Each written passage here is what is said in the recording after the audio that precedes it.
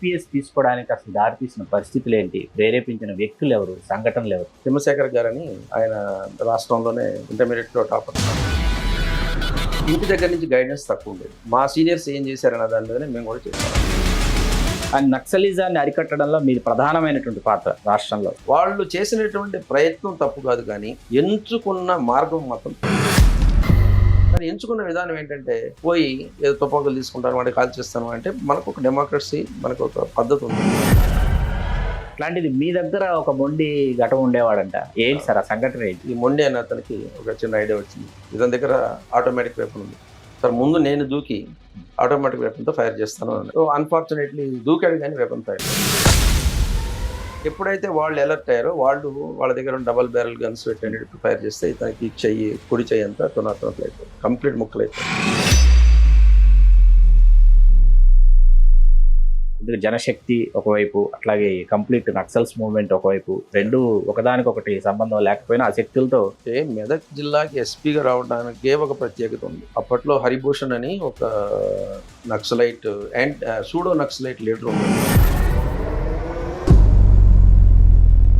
2500 మంది ఎస్ఐల్ని తీర్చిదిద్దినటువంటి ఘనత కూడా మీరే దక్కించుకున్నారు. 2500 మంది సబ్ ఇన్స్పెక్టర్లు, 120 మంది డిఎస్పీ. నేను బతికున్నంత కాలం ఎక్కడికి పోయినా సార్ మీరు మా డైరెక్టర్ సార్ అని చెప్పుకుంటారు. Of all the postings I did from 87 on, best investment I made was when I was director of. అసలు సినిమాల్లో పోలీసుల్ని నిజ జీవితంలో ఉన్నటువంటి పోలీసులకు దగ్గరగా చూపిస్తున్నారని మీరు అనుకుంటారా లేదా? ముఖ్యంగా రవితేజ గారు చూస్తున్నటువంటి మూవీస్ చూస్తే ముఖ్యంగా టచ్ చేసి చూడాలంటే ఆయన ఒక మాట అంటాడు, ఈయన మళ్ళీ జైల్లో పెట్టి గాంధీ జయంతిలో వదిలిపెట్టేది ఏంటి అనేది.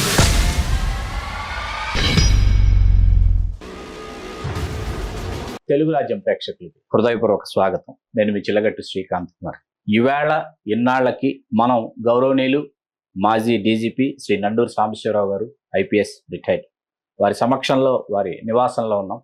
ఒక మెకానికల్ ఇంజనీర్ ఐపీఎస్ సాధించినటువంటి తీరు నిజంగా స్ఫూర్తిదాయకం, అభినందనీయం. నమస్కారం నండూరు సాంబశివరావు. నమస్కారం శ్రీకాంత్ గారు. సార్, మీరు ఐఐటి దగ్గర నుంచి మొదలుపెట్టి మీరు అసలు ఐపీఎస్ తీసుకోవడానికి అసలు దారితీసిన పరిస్థితులు ఏంటి, ప్రేరేపించిన వ్యక్తులు ఎవరు, సంఘటనలు ఎవరు, ఒక్కసారి వినాలనుంది సార్ మీ మాట. నేను బీటెక్ బిఈ ఇంజనీరింగ్ చేసినప్పుడు ఆంధ్ర యూనివర్సిటీ విశాఖపట్నంలో ఎకనమికల్లీ నెంబర్ 1 స్టూడెంట్. ఆ తర్వాత ఐఐటి కాన్పూర్కి పోయాము. మాకు అప్పట్లో ఇంటి దగ్గర నుంచి గైడెన్స్ తక్కువ ఉండేది. మా సీనియర్స్ ఏం చేశారన్న దాని మీదనే మేము కూడా చేసేవాళ్ళం. చంద్రశేఖర్ గారని ఆయన రాష్ట్రంలోనే ఇంటర్మీడియట్లో టాపర్ అవుతాను. ఆయన మాకు సీనియర్ ఇంజనీరింగ్ కాలేజీలో విశాఖపట్నంలో. ఆయన ఐఐటి కాన్పూర్కి పోయాడు కాబట్టి మేము కూడా ఐఐటి కాన్పూర్కి పోవచ్చు. కానీ ఇక్కడ జరిగింది ఏంటంటే, మొదటి నుంచి కూడా ఎకనామిక్గా కొంత బాగుండేటప్పటికీ ఫారిన్ యూనివర్సిటీస్కి పోయి ఏదో పిహెచ్డీ లాంటిది చేసి ఏదో ఒక ఐఐటిలో ఒక అసిస్టెంట్ ప్రొఫెసర్గా వద్దాం అనేటువంటిది ఒక ఫస్ట్ కోరిక. అది ఒక academician. Yes, that was the desire. కానీ ఎప్పుడైతే మాకు ఎలా అప్లై చేయాలి, ఏ యూనివర్సిటీస్కి ముందు అప్లై చేయాలి, ఎలా వెళ్ళాలి, ఎలా ప్రవేశం తీసుకోవాలన్న దాని దగ్గర గైడెన్స్ మళ్ళీ మిస్ అయ్యాను. పొరపాటునో లేకపోతే వేరే కారణాల చేతనో మంచి టాప్ యూనివర్సిటీస్కి అప్లై చేశాను. కార్నెల్, కెంటకీ, మినిసోటా లాంటి యూనివర్సిటీస్. అడ్మిషన్స్ వచ్చినాయి, కానీ ఫైనాన్షియల్ అసిస్టెన్స్ రాలేదు. మా ఫాదర్ అప్పుడు స్కూల్ టీచర్, రిటైర్డ్. ఆయన అన్నారు, నా దగ్గర రిటైర్మెంట్ మనీ ఉంది 40,000 తీసుకొని నేను అమెరికా వెళ్ళు అన్నాడు. ఆయన రిటైర్మెంట్ మనీ తీసుకోవడం నాకు ఇష్టం లేక నేను వెళ్ళను అన్నాను. కొంచెం దిగాలుగానే ఉన్నాను. ఆత్మాభిమానం ఎక్కువ. అంటే ఫాదర్ టీచర్, ఆయన డబ్బులు తీసుకొని మనం ఏం వెళ్తాం, రిటైర్ అయిపోయేటప్పటికే. Not that I cannot take from my father. కాకపోతే ఏంటంటే ఆ వయసులో ఆయన, నేను చివరి అబ్బాయిని మా ఇంట్లో, ఆయన రిటైర్మెంట్ మనీ నేను ఎందుకు తీసుకోవాలని చెప్పి ఆ టైంలో కొంచెం దిగాలుగా ఒకరోజు ఈవినింగ్ ఐఐటి హాస్టల్లో ఉంటే మా క్లాస్మేట్ ఎంటెక్లో చంద్రభూషణ్ పల్లివాల్ అని చెప్పని, సో అతను సంతోషంగా వెళ్తున్నాడు. రావు సాబ్ కైసే అని. బాగున్నాను రా, నువ్వు ఎలా ఉన్నావు అంటే, ఇప్పుడే మా మదర్కి టెలిగ్రామ్ ఇచ్చి వస్తున్నాను, మే డిఎం బన్ గయా అని అన్నాడు. అప్పుడు డిఎం అంటే ఏంటంటే మనకి ఇక్కడ కలెక్టర్ అని, అక్కడ డిస్ట్రిక్ట్ మేజిస్ట్రేట్ అనుకుంటారు అంతే. అరే మాకు ఎవరికి తెలియకుండా వీడు చక్కగా రాసి 11th rank, first అటెంప్ట్లో 11th rank వచ్చింది. అతను ఐ వాజ్ వెరీ హ్యాపీ. అదే వాళ్ళు రాసినప్పుడు మనం కూడా ఎందుకు ట్రై చేయకూడదు, ఇండియాలో ఉండే ఏమన్నా ఉద్యోగం చేస్తే మంచి ఉద్యోగం చేస్తే కంపల్సరీగా మన సివిల్ సర్వీసెస్ కూడా ట్రై చేయాలి అని సెకండ్ అటెంప్ట్లో ఐ గాట్ ఐపీఎస్. కాకపోతే వారిలాగానే నేను కూడా కొంచెం మొండిగా తీసుకున్నటువంటి ఆప్షన్స్ చాలా డిఫరెంట్ ఆప్షన్స్. అందరు జనరల్గా సోషియాలజీ, ఆంథ్రోపాలజీ ఇలాంటివి ఎక్కువ మంది తీసుకుంటారు. బట్ ఇంజనీరింగ్ స్టూడెంట్గా ఉండేటప్పటికి నేను మెకానికల్ ఇంజనీరింగ్, ఫిజిక్స్ ఈ 2 ఆప్షన్స్ తీసుకొని రాయడం జరిగింది. టఫ్ సబ్జెక్ట్స్ కదా. టఫ్ అనే కన్నా నాకు నచ్చినటువంటి సబ్జెక్ట్స్, Subjects. నాకు కొంచెం కమాండ్ ఉంది, కొత్తగా చదవాల్సిన అవసరం లేదు. అప్పటికి సెకండ్ అటెంప్ట్ కానీ రాలేదు అది. So I was very lucky. మనకి అంటే ఉన్న 9 మంది సెలెక్ట్ అయ్యారు ఆ 1983 ఎగ్జామినేషన్లో ఆంధ్రప్రదేశ్ నుంచి. ఆ 9 మందిలో నేను ప్రథముడుగా ఉండబట్టి I could get back into home cadre అనమాట, అంటే ఆంధ్రప్రదేశ్ కార్డర్కి వచ్చింది. అవును, హోమ్ క్యాడర్కే రావడం అనేది చాలా అరుదు. అదర్వైజ్ ఒకటే వేకెన్సీ ఉంది ఇన్సైడర్స్కి. ఓ 3 వేకెన్సీల్లో 1/3 ఇన్సైడర్స్ తీసుకుంటారు. 1/3 ఇన్సైడర్స్లో నేను ఓపెన్ మెరిట్లో నెంబర్ 1లో ఉన్నాను కాబట్టి వచ్చింది. So I was lucky to that extent. Some times మీకు మార్కులు ఎక్కువ వస్తే 4 ఎక్కువ వస్తే ఐఏఎస్ ఎక్కడో నార్త్ ఈస్ట్లో ఉంటారు, అవును. తక్కువ వస్తే వేరే రాష్ట్రాల్లో ఉంటారు ఐపీఎస్లో. బట్ కరెక్ట్గా వచ్చి ఆంధ్రప్రదేశ్కి రావడం అనేది నా అదృష్టంగా అనుకుంటున్నాను. Sir first posting Bellampalli sir, అవునండి. ASP sir. మీరు వచ్చే నాటికి చాలా సున్నితమైనటువంటి పరిస్థితులు ఉన్నాయి. అంటే సున్నితం, చాలా చాలా చాలా క్లిష్టమైనటువంటి పరిస్థితులు అక్కడ సరే. బెల్లంపల్లిలో. Hmm. అప్పట్లో ఏంటంటే ఎంఈ భాస్కరరావు గారని ఆయన మా గురుగారు లాంటి వారు. ఆయన ఈ నక్సలిజము, వ్యాస్ గారు ఉన్నారు, చాలా మంది ఉన్నారు, చిత్తూరు కోటేశ్వరరావు గారు, చాలా మంది. వాళ్ళు ఈ ప్రాబ్లం తోటి ఎట్లయినా రాష్ట్రంలో చాలా డిస్టర్బింగ్ పరిస్థితులు ఉన్నమాట వాస్తవం. సో ఎంఈ భాస్కరరావు గారు వీళ్ళందరూ యంగ్ ఐపీఎస్ ఆఫీసర్స్ ట్రైన్ అవుతున్నారు అని ఆయన ప్రేమతోనో కోపంతోనో వీళ్ళని అక్కడ వేయాలి అని చెప్పని సెలెక్టివ్గా నన్ను బెల్లంపల్లికి పోస్ట్ చేశాడు. బట్ బెల్లంపల్లికి పోస్ట్ చేసిన తర్వాతనే ఇప్పటికి కూడా I'm grateful to Bhaskara Rao sir. It was a great experience. అంటే నక్సలిజంలో మొట్టమొదటి అడుగులు నేర్చుకున్నది అక్కడే మనం. నేను మా బ్యాచ్మేట్స్ చాలా మంది ఉన్నారు. బట్ అదర్వైజ్ నాకైతే మాత్రం though I'm from Prakasam district, coastal district, I went all the way to Adilabad district, Bellampalli ASP full 2 years చేశాను యాజ్ ఏఎస్పీ గ్రేడ్ 1గా కూడా చేశాను. అంటే ప్రమోషన్ వచ్చిన తర్వాత కూడా అక్కడే ఉంచారు. అక్కడే ఉంచారు. అంటే ఎడిషనల్ ఎస్పీ ర్యాంక్లో గ్రేడ్ 1 అన్న ఎడిషనల్ ఎస్పీ అన్న ఒకటే. అంటే ఒక డిఎస్పీ సబ్ డివిజన్కి కావాలి ఒక ఐపీఎస్ ఆఫీసర్ అన్న ఉద్దేశంతో వాళ్ళు అక్కడే ఉంచారు. So it was difficult to replace me. నన్ను రీప్లేస్ చేయడానికి కూడా చాలా మంది రాలేదు. పోస్టింగ్ చేసినా రాలేదు, పోస్టింగ్ ఇచ్చినా కానీ అక్కడికి రాలేదు. ఎందుకంటే అంత టఫ్ ప్లేస్. సింగరేణి కార్మిక సమాఖ్య అని రాడికల్ విపరీతంగా ఉంది. అందులో మాకున్న బెల్లంపల్లిలో ఉన్నటువంటి ప్రత్యేకత ఏంటంటే అర్బన్ నక్సలిజం ఉండేది, రూరల్ ఏరియాలో కూడా ఫారెస్ట్ స్క్వాడ్స్ ఉండేవి. సో బెల్లంపల్లి అనుభవాలు మాత్రం జీవితకాలం నేర్పించినటువంటి పాఠాలు అనమాట. అద్భుతమైనటువంటి ఇది. ఇప్పటికీ నమ్మరు 1987 5th February I took charges Bellampalli ASP. ఇప్పటికీ కూడా మా డ్రైవరు మొన్ననే రీసెంట్గా కాలం చెందారు కానీ హాజీ అని ఆయన ఫోన్ చేస్తారు. నా దగ్గర పనిచేసిన మల్లయ్య, నా దగ్గర పనిచేసిన అందరూ, అంటే వాళ్ళు అంటే మేమెంత ప్రాణం పెట్టారో ప్రాణం పెట్టామో వాళ్ళు కూడా అదే విధంగా వర్క్ చేశారు. అంటే ఒక మాట పడేవాళ్ళు కాదు. మీరు చెప్పినట్టు ఇందాక ఆత్మాభిమానం ఉండి ఇంకోటానండి, ప్రొఫెషనల్గా చేశారు, చేసి రిజల్ట్స్ తీసుకొచ్చారు. By the time I left Bellampalli honestly ఒక స్క్వాడ్ కానీ ఒక సిఓ కానీ సెంట్రల్ ఆర్గనైజర్ లేడు. సో అందుకనే మాకు ఏసీఆర్లో కూడా అప్పట్లో మా డిఐజీ గారు పియు నాయుడు గారు, ఎస్పీ గారు వివేక్ దుబే గారు, they gave the best rating in the ACR in the first posting it's. That was my beginning. Frankly sir, Medak, Warangal, Rangareddy, ఆ తర్వాత వరుసగా మీ పోస్టింగ్స్ ఒకసారి చూసుకుంటే వాటిలోకి వెళ్లే ముందు అసలు మీరే మొండిఘటం అని అంటారు, మీకు ఉన్న పేరు. అట్లాంటిది మీ దగ్గర ఒక మొండి ఘటం ఉండేవాడంట. ఏంటి సార్ ఆ సంఘటన ఏంటి? బేసికలీ మొండి అని ఒక హెడ్ కానిస్టేబుల్ ఉండేవారు. అంటే దురదృష్టవశాత్తు ఇవాళ లేరు కానీ ఆయన చాలా గొప్ప పోలీస్ ఆఫీసర్. సబార్డినేట్స్ ర్యాంక్స్ అయినప్పటికీ కూడా ఏం లేదు, బయ్యారం అని ఒక ప్లేస్లో ఫారెస్ట్ స్క్వాడ్ దళం ఉంది, నక్సలైట్స్ దళం ఉందని ఇన్ఫర్మేషన్ వచ్చింది. ఎక్కడుందంటే అక్కడ ఒర్రె అంటారు. ఒర్రె అంటే తెలుసు కదా, వాగు, చిన్న వాగు. ఆ ఒర్రెలో దాక్కున్నారు అని చెప్పారు. సో మల్లయ్య, ఆర్ఎస్ఐ మల్లయ్య, ఈ మొండి, ఇంకొక 5-6 వాళ్ళందరూ పోయి సరౌండ్ చేద్దాం అనుకునేటప్పటికి ఈ మొండి అనే అతనికి ఒక చిన్న ఐడియా వచ్చింది. ఇతని దగ్గర ఆటోమేటిక్ వెపన్ ఉంది సార్, ముందు నేను దూకి ఆటోమేటిక్ వెపన్తో ఫైర్ చేస్తాను అన్నాడు. సో అన్ఫార్చునేట్లీ దూకాడు కానీ వెపన్ ఫైర్ కాలేదు.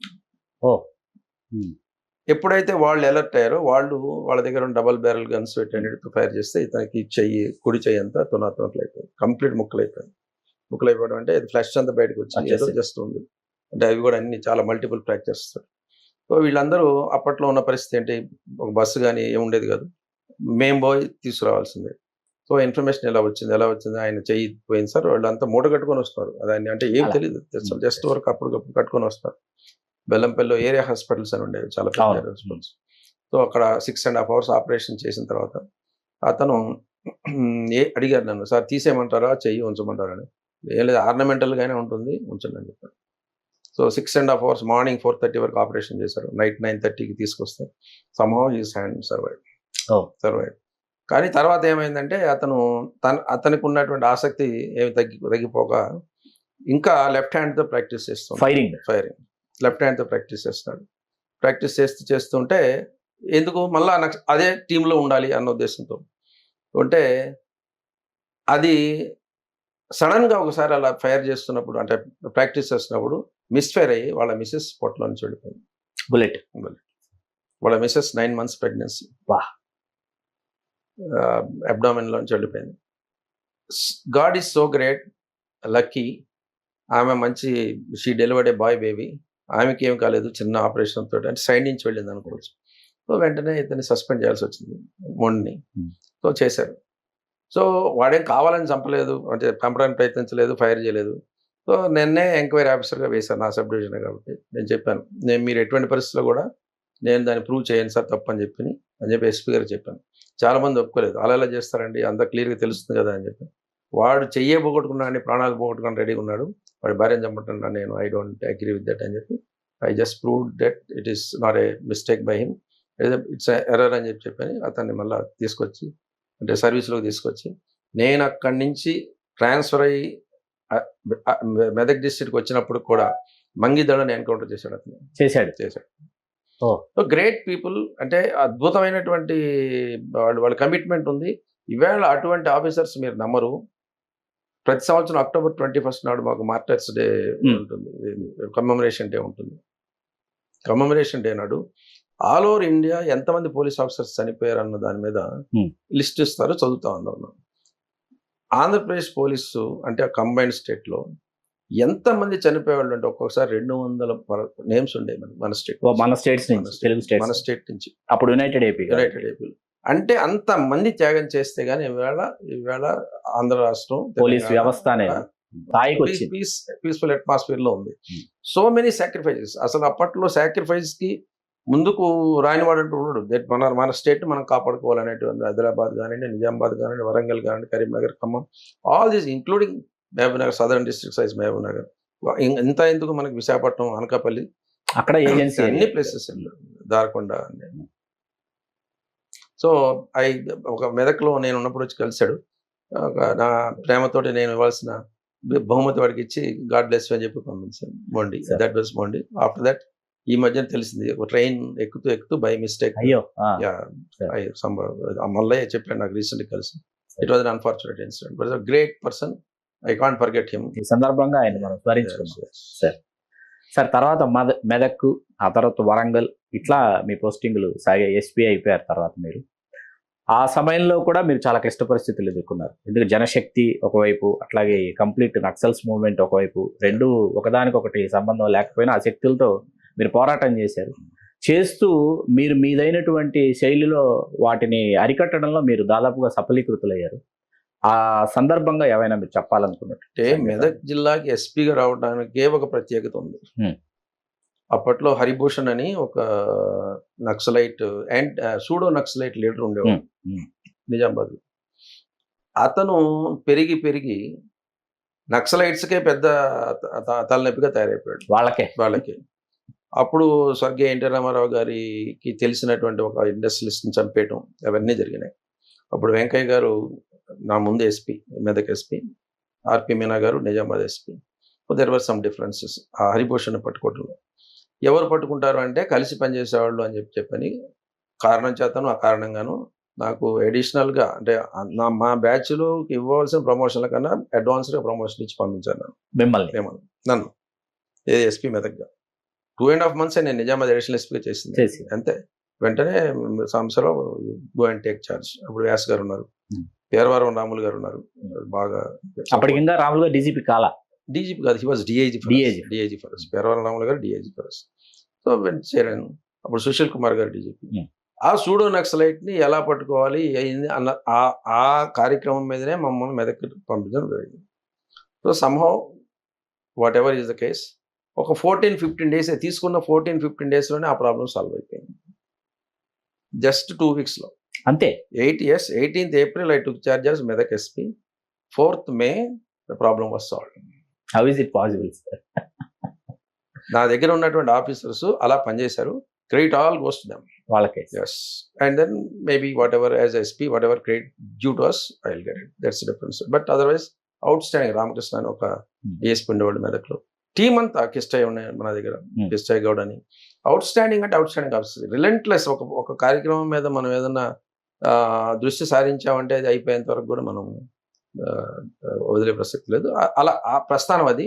కాకపోతే ఏంటంటే మెదక్లో మాకు ఎదురు దెబ్బలు కూడా తగిలినాయి. మాకు చారి అని ఒక హెడ్ కానిస్టేబుల్ని ఆ దౌలతాబాద్ పోలీస్ స్టేషన్ లిమిట్స్లో చంపేయటం, అదేవిధంగా ఒక డిస్ట్రిక్ట్ కమిటీ ఆర్గనైజర్ ఒక యాక్సిడెంట్గా దొరకటం. సో ఇవంటివి ఏంటంటే కొన్ని బయటికి చెప్పుకోలేకపోయినా అద్భుతమైనటువంటి వర్క్ చేసాం. చివరికి మెదక్ జిల్లాని కొంచెం అంటే స్లిప్ అయిపోతున్నటువంటి జిల్లాని, అంటే టువర్డ్స్ నార్త్ తెలంగాణ జిల్లాలాగా మాదిరిగా అయిపోయే జిల్లా పరిస్థితుల్లో దాన్ని హోల్డ్ చేసి నిలబెట్టి, పొటాన్చెరులో కూడా ఉండేది నక్సలిజం. అర్బన్ నక్సలిజం అనమాట. సిఓలని, డిస్ట్రిక్ట్ కమిటీ ఆర్గనైజర్స్ అని. ఇంకా అప్పుడు నేను చేరినప్పుడు మెదక్కి డిస్ట్రిక్ట్ కమిటీ ఉండదు, డిస్ట్రిక్ట్ కమిటీ ఆర్గనైజరే ఉండేవాడు. డిస్ట్రిక్ట్ ఆర్గనైజరే, కమిటీ అనేది లేదు దానికి. అంటే సింగిల్ మ్యాన్ చూస్తున్నాను. అలాంటిది ఇక నెమ్మదిగా కిందకి దిగిపోయింది. అదే నిజామాబాద్ లాంటి దానికి అయితే ఏంటంటే DCS అనేవాడు, డిస్ట్రిక్ట్ కమిటీ సెక్రటరీ. అంటే కమిటీ, దానికి ఒక సెక్రటరీ, అలా మెదక్ ఇంకా ఆ స్థాయికి రాలేదు కానీ, బట్ దాన్ని త్రుటిలోనే తుంచేసామంటారు చూసారా, ఆ విధంగా మనం చేయగలిగాం. సార్ ఇక్కడ నక్సల్స్, పోలీసు ఈ ఇరువురి మధ్య వాస్తవానికి రాజ్యహింసలో భాగమైనప్పటికీ పోలీసులు పదే టార్గెట్ అవుతూ వచ్చారు నక్సల్స్. అండ్ నక్సలిజాన్ని అరికట్టడంలో మీది ప్రధానమైనటువంటి పాత్ర రాష్ట్రంలో, సందేహమే లేదు అసలు అందులో. ఆ మాట వాస్తవం. అది అసలు వాళ్ళ లక్ష్యం ఏంటి సార్? అసలు నక్సల్స్ యొక్క అంతిమ లక్ష్యం ఏంటి? అసలు దాని గురించి వాళ్ళు ఎప్పుడైనా మీతో విన్నవించిన సందర్భాలు ఉన్నాయి? మీకు అర్థమైంది ఏంటి అసలు? అంటే చాలా మార్లు వాళ్ళని పిలిచి మాట్లాడదామని ప్రభుత్వాలు ప్రయత్నం చేసినమాట వాస్తవం. ఇప్పుడు చెన్నారెడ్డి గారు ఉన్నప్పుడు, జనార్దన్ రెడ్డి గారు ఉన్నప్పుడు, అట్లా చాలా మంది ఈవెంట్ ప్రయత్నం అయితే చేశారు. పిలిచి మాట్లాడదాం, అసలు మీరు అడిగిన ప్రశ్నే, అసలు మీకు ఏం కావాలి ఏం కావాలి చెప్పండి. ఇప్పుడు అన్యాయం జరుగుతుంది, అక్రమం జరుగుతుంది, డిఫరెంట్ మెథడ్స్ ఉన్నాయి. ఇప్పటికి కూడా నా మనసులో మాట చెప్తున్నాను, not as a police officer, వాళ్ళు చేసినటువంటి ప్రయత్నం తప్పు కాదు, కానీ ఎంచుకున్న మార్గం మాత్రం తప్పు. ఓకే, ఇప్పుడు 10 మందికి మేము న్యాయం చేద్దామని మీరు అనుకోవచ్చు, నేను అనుకోవచ్చు, వాళ్ళు కూడా అనుకోవచ్చు. There is nothing wrong, there is absolutely nothing wrong. వాళ్ళు ఎక్కడో గిరిజనులు, తాండాల్లో ఉన్నవాళ్ళు, మారుమూల ప్రాంతాల్లో ఉన్న వాళ్ళకి సహాయం చేయాలి అని అనుకోవడం నక్సలైట్స్ అస్సలు తప్పులేదు. కానీ ఎంచుకున్న విధానం ఏంటంటే, పోయి ఏదో తుపాకులు తీసుకుంటాను, వాడికి కాల్ చేస్తాను అంటే, మనకు ఒక డెమోక్రసీ, మనకు ఒక పద్ధతి ఉంది, ఒక లీగల్ ప్రాసెస్ ఉంది. లీగల్ ప్రాసెస్లో న్యాయం జరుగుతుందా, తొందరగా సత్వరమైన న్యాయం వస్తుందా అనేటువంటి మాట్లాడే ప్రశ్న అయితే నేను చెప్పలేను. మీకు తెలుసు, నాకు తెలుసు దాని సమాధానం. డిలే అవుతున్నాం కూడా వాస్తవం. కానీ నేనైతే ఏంటంటే, అది ఎంచుకొని సెకండ్ తప్పు ఏం చేశారంటే, స్టేట్ ఫోర్సెస్తో వాళ్ళు తగాదాకు వచ్చారు. ఇప్పుడు మా దగ్గర తుపాకులు లాక్కోవడం, మా మీదనే కాల్పులు జరపడం. ఇప్పుడు జనరల్గా ఎవరు ఊరుకుంటారు? ఇప్పుడు స్టేట్ పవర్ అనేటువంటిది ఎంత పవర్ అంటే, స్టేట్ పవర్ అనేది ఒకవేళ లోకల్ పోలీస్ కాకపోతే ఆర్మీ వస్తారు, ఆర్మీ రాకపోతే ఇంకోళ్ళు వస్తారు, CRPF, different central paramilitary forces ఉన్నాయి. సో వాళ్ళ దగ్గర ఉన్న వెపన్స్తో కంపేర్ చేస్తే మీరు గెరిల్లా ట్రైనింగ్ అవ్వచ్చు, అన్నీ చేయొచ్చు, మీకు సపోర్ట్ రావచ్చు, కాదని. కానీ స్టేట్తో పెట్టుకోవడం అనేది చాలా తప్పు చేశారు అన్నట్టు. ఇన్ఫ్యాక్ట్ నేను మొన్ననే, అంటే ఎప్పుడు చెప్పలేదు ఈ విషయం, నేను బెల్లంపల్లిలో ఉన్నప్పుడు, బెల్లంపల్లి నుంచే కటకం సుదర్శన్ అని ఎలియాస్ ఆనంద్, ఆయన అప్పట్లో పెద్ద లీడరు. మొన్న జస్ట్ ఒక 2-3 months బ్యాక్ ఆయన చనిపోయారని చెప్తే సంభవం నేను ఎమోషనల్ అయ్యాను. ఆయన చనిపోయారా? మావోయిస్ట్ చాలా సెంట్రల్ కమిటీకి వెళ్ళారు. అంటే నేను బెల్లంపల్లిలో ఫస్ట్ చేశాను ఒకటి, ఆయన అక్కడ ఉన్నారు. నాకు అనిపించింది నిజంగా కూడా, ఒక సిద్ధాంతాన్ని నమ్మి చివరి దాకా తీసుకుపోయి ప్రాణాలు కోల్పోయాను. So I felt little emotional. అరే చూసావా అప్పుడు నేను ప్రస్థానం నాది ఏఎస్పీగా సాగింది, ఆయన కూడా అక్కడ బెల్లంపల్లి నుంచే ఇప్పుడు ఆయన సెంట్రల్ కమిటీకి ఎదిగిపోయి అక్కడ చనిపోయాడు అని అంటే, అలా ఏంటంటే నా నా నా అభిప్రాయం ఏంటంటే వాళ్ళ వాళ్ళ అభిమతం కానీ చేద్దాం అనుకున్న పనిలో కానీ నేను తప్పు పట్టను, కానీ ఎంచుకున్న మార్గం మాత్రం కరెక్ట్ కాదు. తర్వాత మీరు రంగారెడ్డి జిల్లాకు వచ్చారు. రంగారెడ్డి జిల్లాలో అసలు రాత్రి 3:30కు కూడా మీరే సెల్ఫ్ డ్రైవ్ చేసుకుంటూ తిరిగినటువంటి సందర్భాలు ఉన్నాయి. అసలు మీ పేరు వినగానే టెర్రర్ అనేటటువంటి పరిస్థితులు ఉండేవి. అసలు ఎలా సాధ్యమైంది సార్? ఎట్లా? బేసికలీ అప్పుడు ఒకటి youngsters number 1, Medak experience number 2, Bellampalli Medak. అంటే మొదటి 10 సంవత్సరాలు కాదు, ఈవెన్ డిఐజీ అయ్యేంత వరకు కూడా, డీజీ అయిన తర్వాత కూడా ఈ నక్సలిజంలో మనకున్న అనుభవంతో మనం ఎక్కడైనా ప్రాబ్లం ఉందంటే సాల్వ్ చేయాలి. సో రంగారెడ్డి జిల్లాలో నాకు మరొకసారి చెప్తున్నాను, నాకు స్ట్రెంగ్త్ అంతా కూడా కిస్టాయ్ గౌడ్ లాంటి ఆఫీసర్స్, జనార్దన్ రెడ్డి బాలానగర్లో ఉండేవారు, ఇంకొక ఆఫీసర్ గారు ఉండేవాడు, ఆయన రెడ్డి గారు పేరు మర్చిపోయాను. సో మాకేం లేదు. ఇప్పుడు నాచారం ఏరియాలో ఒక్క ఇండస్ట్రీ కూడా సరిగా సర్వైవ్ అయ్యేది కాదు అక్కడ అప్పట్లో. ఉదాహరణకి మీకు యాంపూర్ బిస్కెట్ ఫ్యాక్టరీలో జనార్దన్ రావు గారు అని ఉండేవారు. వాళ్ళ అన్న కొడుకుని వాళ్ళ ఇంటి ఎదురుగా చంపేశారు. ఈ ఉప్పల్లో naxalites. This I'm talking about naxalism.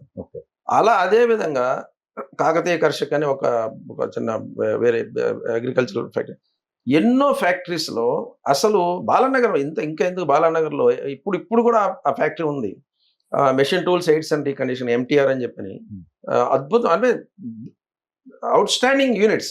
కానీ వీళ్ళు బతకనిచ్చేవాళ్ళు కాదు, పని చేసుకొని ఇచ్చేవాళ్ళు కాదు. ఏదో మీరు నమ్మరు, ఒక బ్యాచ్ ఆఫ్ బిస్కెట్స్ మొత్తాన్ని చేయటం, వాళ్ళ కొడుకుని వాళ్ళ ఇంటి దగ్గర చంపేయటం.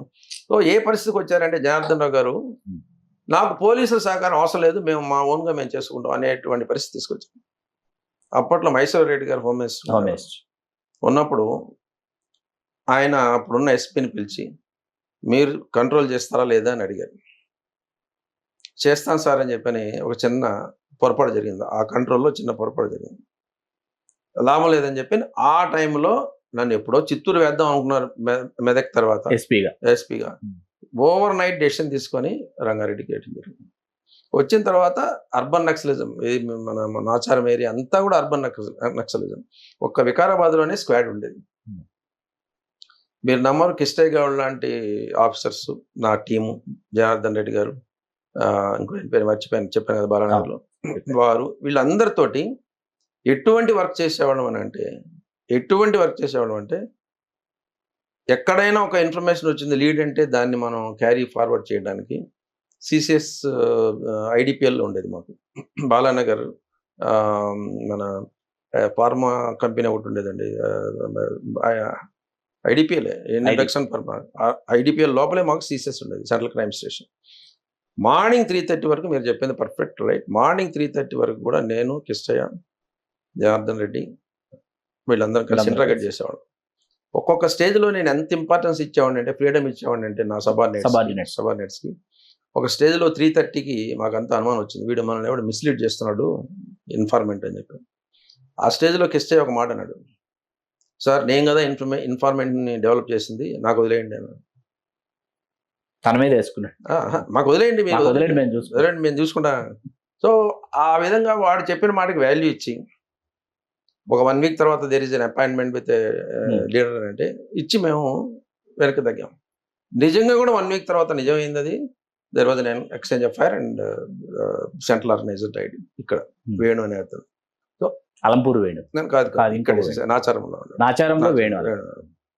సో అదే అయిన తర్వాత స్క్వాడ్ అవుట్ ఉంది ఇక్కడ వికారాబాద్లో. ఇప్పుడు దొరగారు కూడా 2-3 సార్లు హెచ్ఏ దొరగారు కూడా అన్నారు. ఇన్ఫ్యాక్ట్ మీకు నమ్మరు, అమ్ముగూడ రైల్వే స్టేషన్ తగలబెట్టారు నేను ఉన్నప్పుడు. ఎలా అంటే కూకటి వేళ్లతో పెరిగేటువంటి అంటే ఎలా అనేటువంటి దాన్ని మేము ఫోకస్ పెట్టాం. నేను ఊరికి పెద్దవాడిని అని కదా, అల్టిమేట్గా ఎవరు సాయం చేస్తారో మొత్తం లోపలికి పోల్సింది.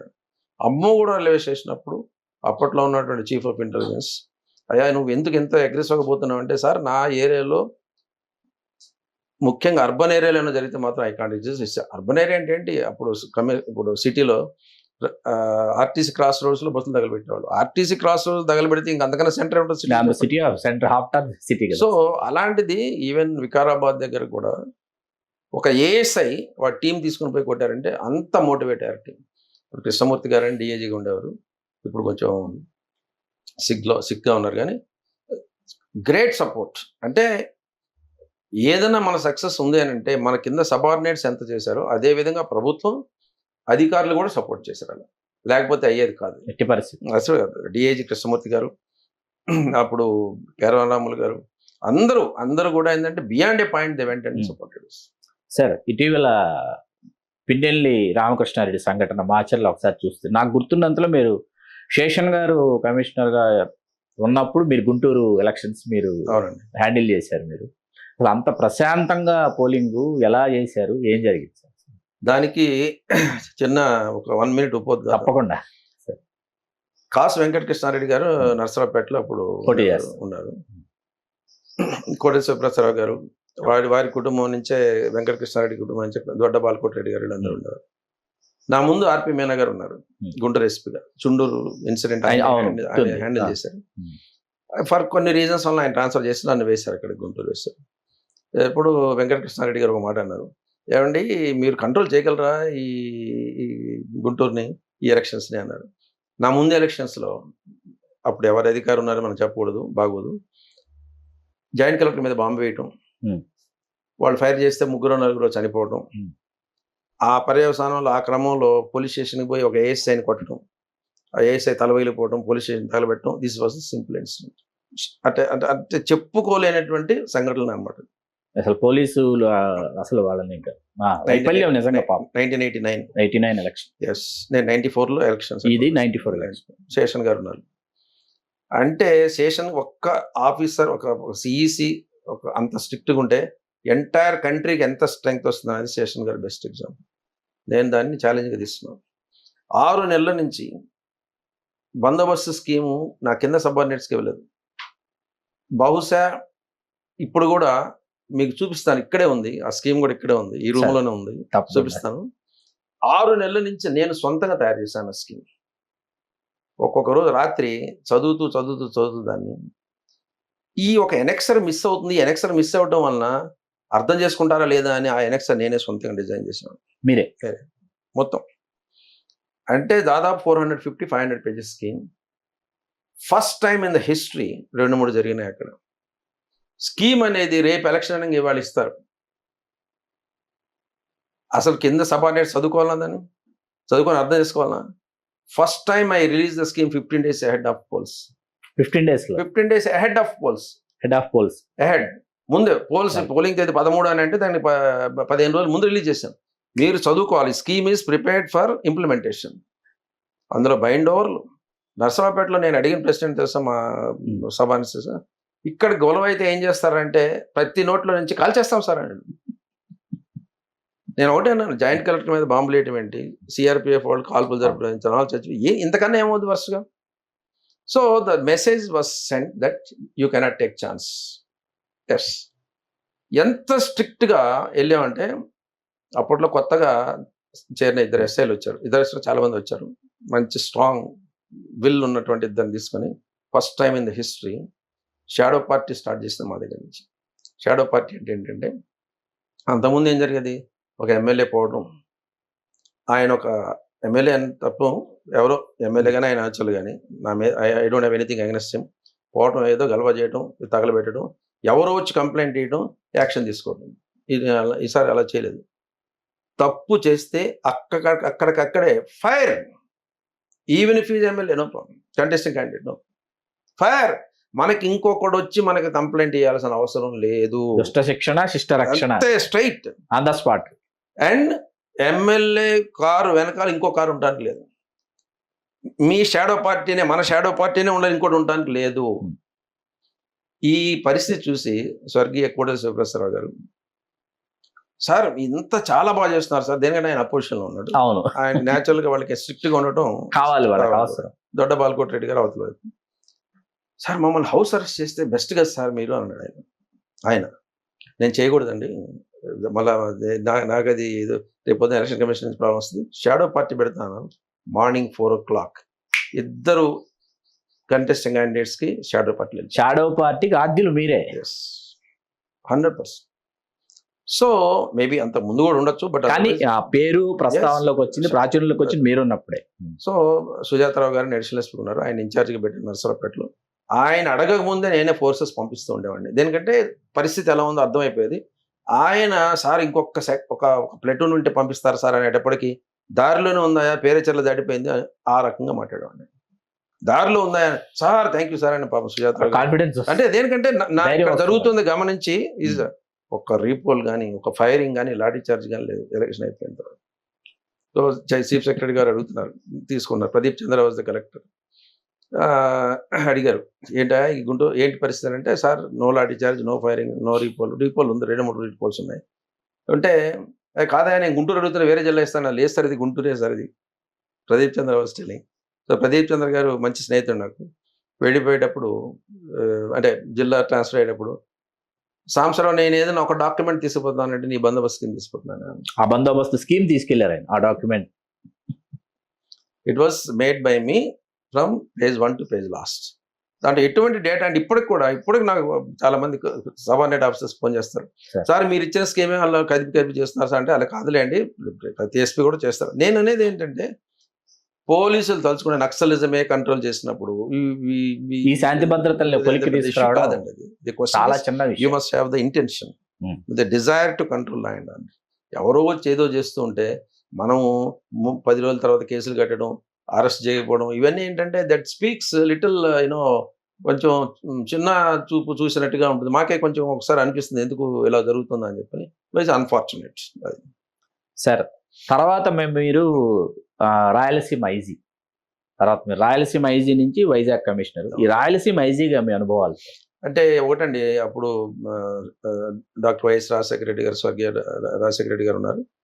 వారు నన్ను చాలా అంటే అభిమానంగా చూసేవాళ్ళు. మన రీజన్ ఐజీ అని చెప్పి. వారికి కూడా నేను ఎక్కడ సమస్యలు ఇవ్వలేదు. నేను ఫ్రాంక్లీ స్పీకింగ్ ఎక్కడ దేనికంటే మనం ఐజీగా అంటే ఎస్పీ ఉంటాడు, డిఐజీ ఉంటాడు, ఆ పైన మనం మీరు జాగ్రత్త చూసుకోండి అని చెప్పని. ఒకే ఒక బ్యాడ్ ఇన్సిడెంట్ అంటే తాడిపత్రి రైల్వే స్టేషన్ లో మర్డర్ జరగటం. రాజశేఖర గారు పిలిచి సూర్యుడి గారు మర్డర్, సూర్యుడు మర్డర్, కేతిరెడ్డి సూర్యప్రతాప్ రెడ్డి, అదే వెంకటరామరెడ్డి వాళ్ళ ఫాదర్. సో అప్పుడు రాజశేఖర రెడ్డి కొంచెం బాధపడ్డా. ఆల్రెడీ అతను కిడ్నీ ప్రాబ్లమ్స్ తో సఫర్ అవుతున్నాండి. ముందు రోజే ముఖ్యమంత్రిని కలిసి ఇంకా కొద్ది మాసాలే నేను బ్రతుకుతాను చచ్చిపోతానని చెప్పి తిరిగి బయలుదేరి వచ్చాడు. Unfortunate incident. ఎట్లా అతను ఉండడండి, ఆయన చంపాల్సిన అవసరం లేదు కొంచెం ఫీల్ అయ్యారు రాజశేఖర రెడ్డి గారు. చెప్పారు ఈ డైరెక్షన్స్ ఇచ్చారు, చేసాము. అప్పట్లో తాడిపత్రిలో జేసీదేవర్ రెడ్డి గారికి నచ్చలేదు, కానీ కొంచెం ఆపోజిట్ క్యాంప్స్ లో ఉండేవాడు అనుకుంటా. బట్ మనం చేయాల్సిన ధర్మం మనం చేసాం. ఒక 2 years అయిన తర్వాత అంటే అక్కడ పెద్దగా అంటే నా రోల్ ఏంటంటే as I grow up in my role position to support the subordinates. Frankly speaking నేను ఎట్లయితే సపోర్ట్ తీసుకున్నానో కృష్ణమూర్తి గారి దగ్గర నుంచి, పేరరాముల దగ్గర నుంచి, వివేక్ దుబే గారి దగ్గర నుంచి, రతన్ గారి దగ్గర నుంచి ఎట్లయితే తీసుకున్నాను, హెల్ప్ తీసుకున్నాను, నేను కూడా వాళ్ళకి అందిస్తాను. ఇప్పుడు సజ్జనార్ నల్గొండ ఎస్పీ ఉండేవాడు, నేను డిఐజీ హైదరాబాద్కి ఉన్నాను. సజ్జనార్ ఒక మాట ఎంత ఫ్రీడమ్ ఇస్తారు ఏంటి సార్ మాకు ఎస్ఎల్ ట్రాన్స్ఫర్లో అన్నారు. నాకు డీజీ గారు సిఎల్ ట్రాన్స్ఫర్లో అంత ఫ్రీడమ్ ఇచ్చారు. నా ముందు జయరాముడు గారు కూడా అంతే ఫ్రీడమ్ ఇచ్చారు. ఆన్ ఫుడ్ స్టెప్స్లో నేను వెళ్తున్నాను. Because the good practice has to be followed. మనం దాంట్లో మనది సొంతం చెప్పుకునేది ఏం లేదు. సో రాయలసీమ ఐజీగా maximum support I gave to my subordinates. And Rajasekhara Reddy గారు 100% ఎక్నాలెడ్జ్ చేసి నేను అడిగిన రిక్వెస్ట్ని నేను మళ్ళా కలవకపోయినా కానీ చేసి పెట్టారు. That is commissioner of police Visakhapatnam. నేను సార్ హైదరాబాద్ చేయగలనో లేదో నాకు తెలియదు, కానీ కనీసం విశాఖపట్నం ఖాళీ అయినప్పుడు అంటే మా దగ్గర నుంచి వెళ్ళిపోతావా అని అడిగారు రాజశేఖర రెడ్డి గారు. లేదు సార్ అలా కాదు, అక్కడ ఖాళీ అయినప్పుడే ఉన్నాను, అయితే కొంత వెయిట్ చేస్తామన్నారు. అయితే మాట మీద నిలబడేటువంటి గొప్ప వ్యక్తి. I can never forget. అలా మీరు వైజాగ్ వెళ్ళారు. వైజాగ్ లో ఉండంగానే ఒక ఎన్కౌంటర్ జరిగింది సార్. ఎందుకు జరిగింది ఆ ఎన్కౌంటర్? అంటే basically it was a sad development. ఇప్పుడు బ్యాంకర్స్ లోన్ ఇస్తారండి. లోన్ ఇచ్చినప్పుడు మనం కట్టలేకపోతే మన దగ్గరకు వచ్చి సర్ఫేస్ యాక్ట్ వేధించడం అంటే సర్ఫేస్ యాక్ట్ అనేది ఉంది వాళ్ళకి. అది అదే సర్ఫేస్ యాక్ట్ అనేది ఉంది. దాని ప్రకారం మనం ప్రాపర్టీస్ అటాచ్ చేయడం అలాంటివన్నీ. సో ఆ ప్రాసెస్లో వీళ్ళు బ్యాంకర్ పోయి అడిగాడు, ఎప్పటి నుంచో వేధిస్తున్నాడు, అమ్మేస్తాను అంటున్నాడు ఆ ప్రాపర్టీ. అమ్మేస్తానంటే వీళ్ళు ఇతను ఎవరైతే ప్రాపర్టీ ఓనర్ ఉన్నాడో కొంచెం ఫీల్ అవుతున్నాడు, ఆ ప్రాపర్టీ అమ్మేటిపోయిందని చెప్పి. ఇస్తాను సార్ డబ్బులు రాండి అని చెప్పి కారులో ఎక్కించుకొని హీ వాజ్ స్ట్రాంగులేటెడ్ టు డెత్. అంటే స్ట్రాంగులేట్ చేశారు. Hmm.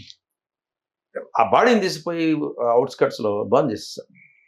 ఓ ఇదంతా మాకు తెలియదు.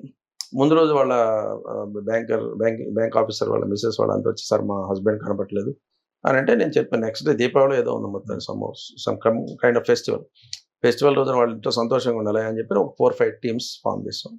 4-5 టీమ్స్ ఫామ్ చేస్తే ఆ టీమ్స్ ఫామ్ చేసినప్పుడు నేను ఐ టోల్డ్ దెమ్ రేపు సాయంత్రం కల్లా ఎట్టగట్ట వాళ్ళ ఇంట్లో కొంచెం ఆల్రెడీ ఏడుస్తున్నారు వాళ్ళు లేడీస్ అని చెప్పారు. సో అలా పంపించాము. నెక్స్ట్ డే మార్నింగ్ 5:30కి ఎర్లీ మార్నింగ్ 5:30కి ఫోన్ వచ్చింది, sir sad news sir, his body is set on fire.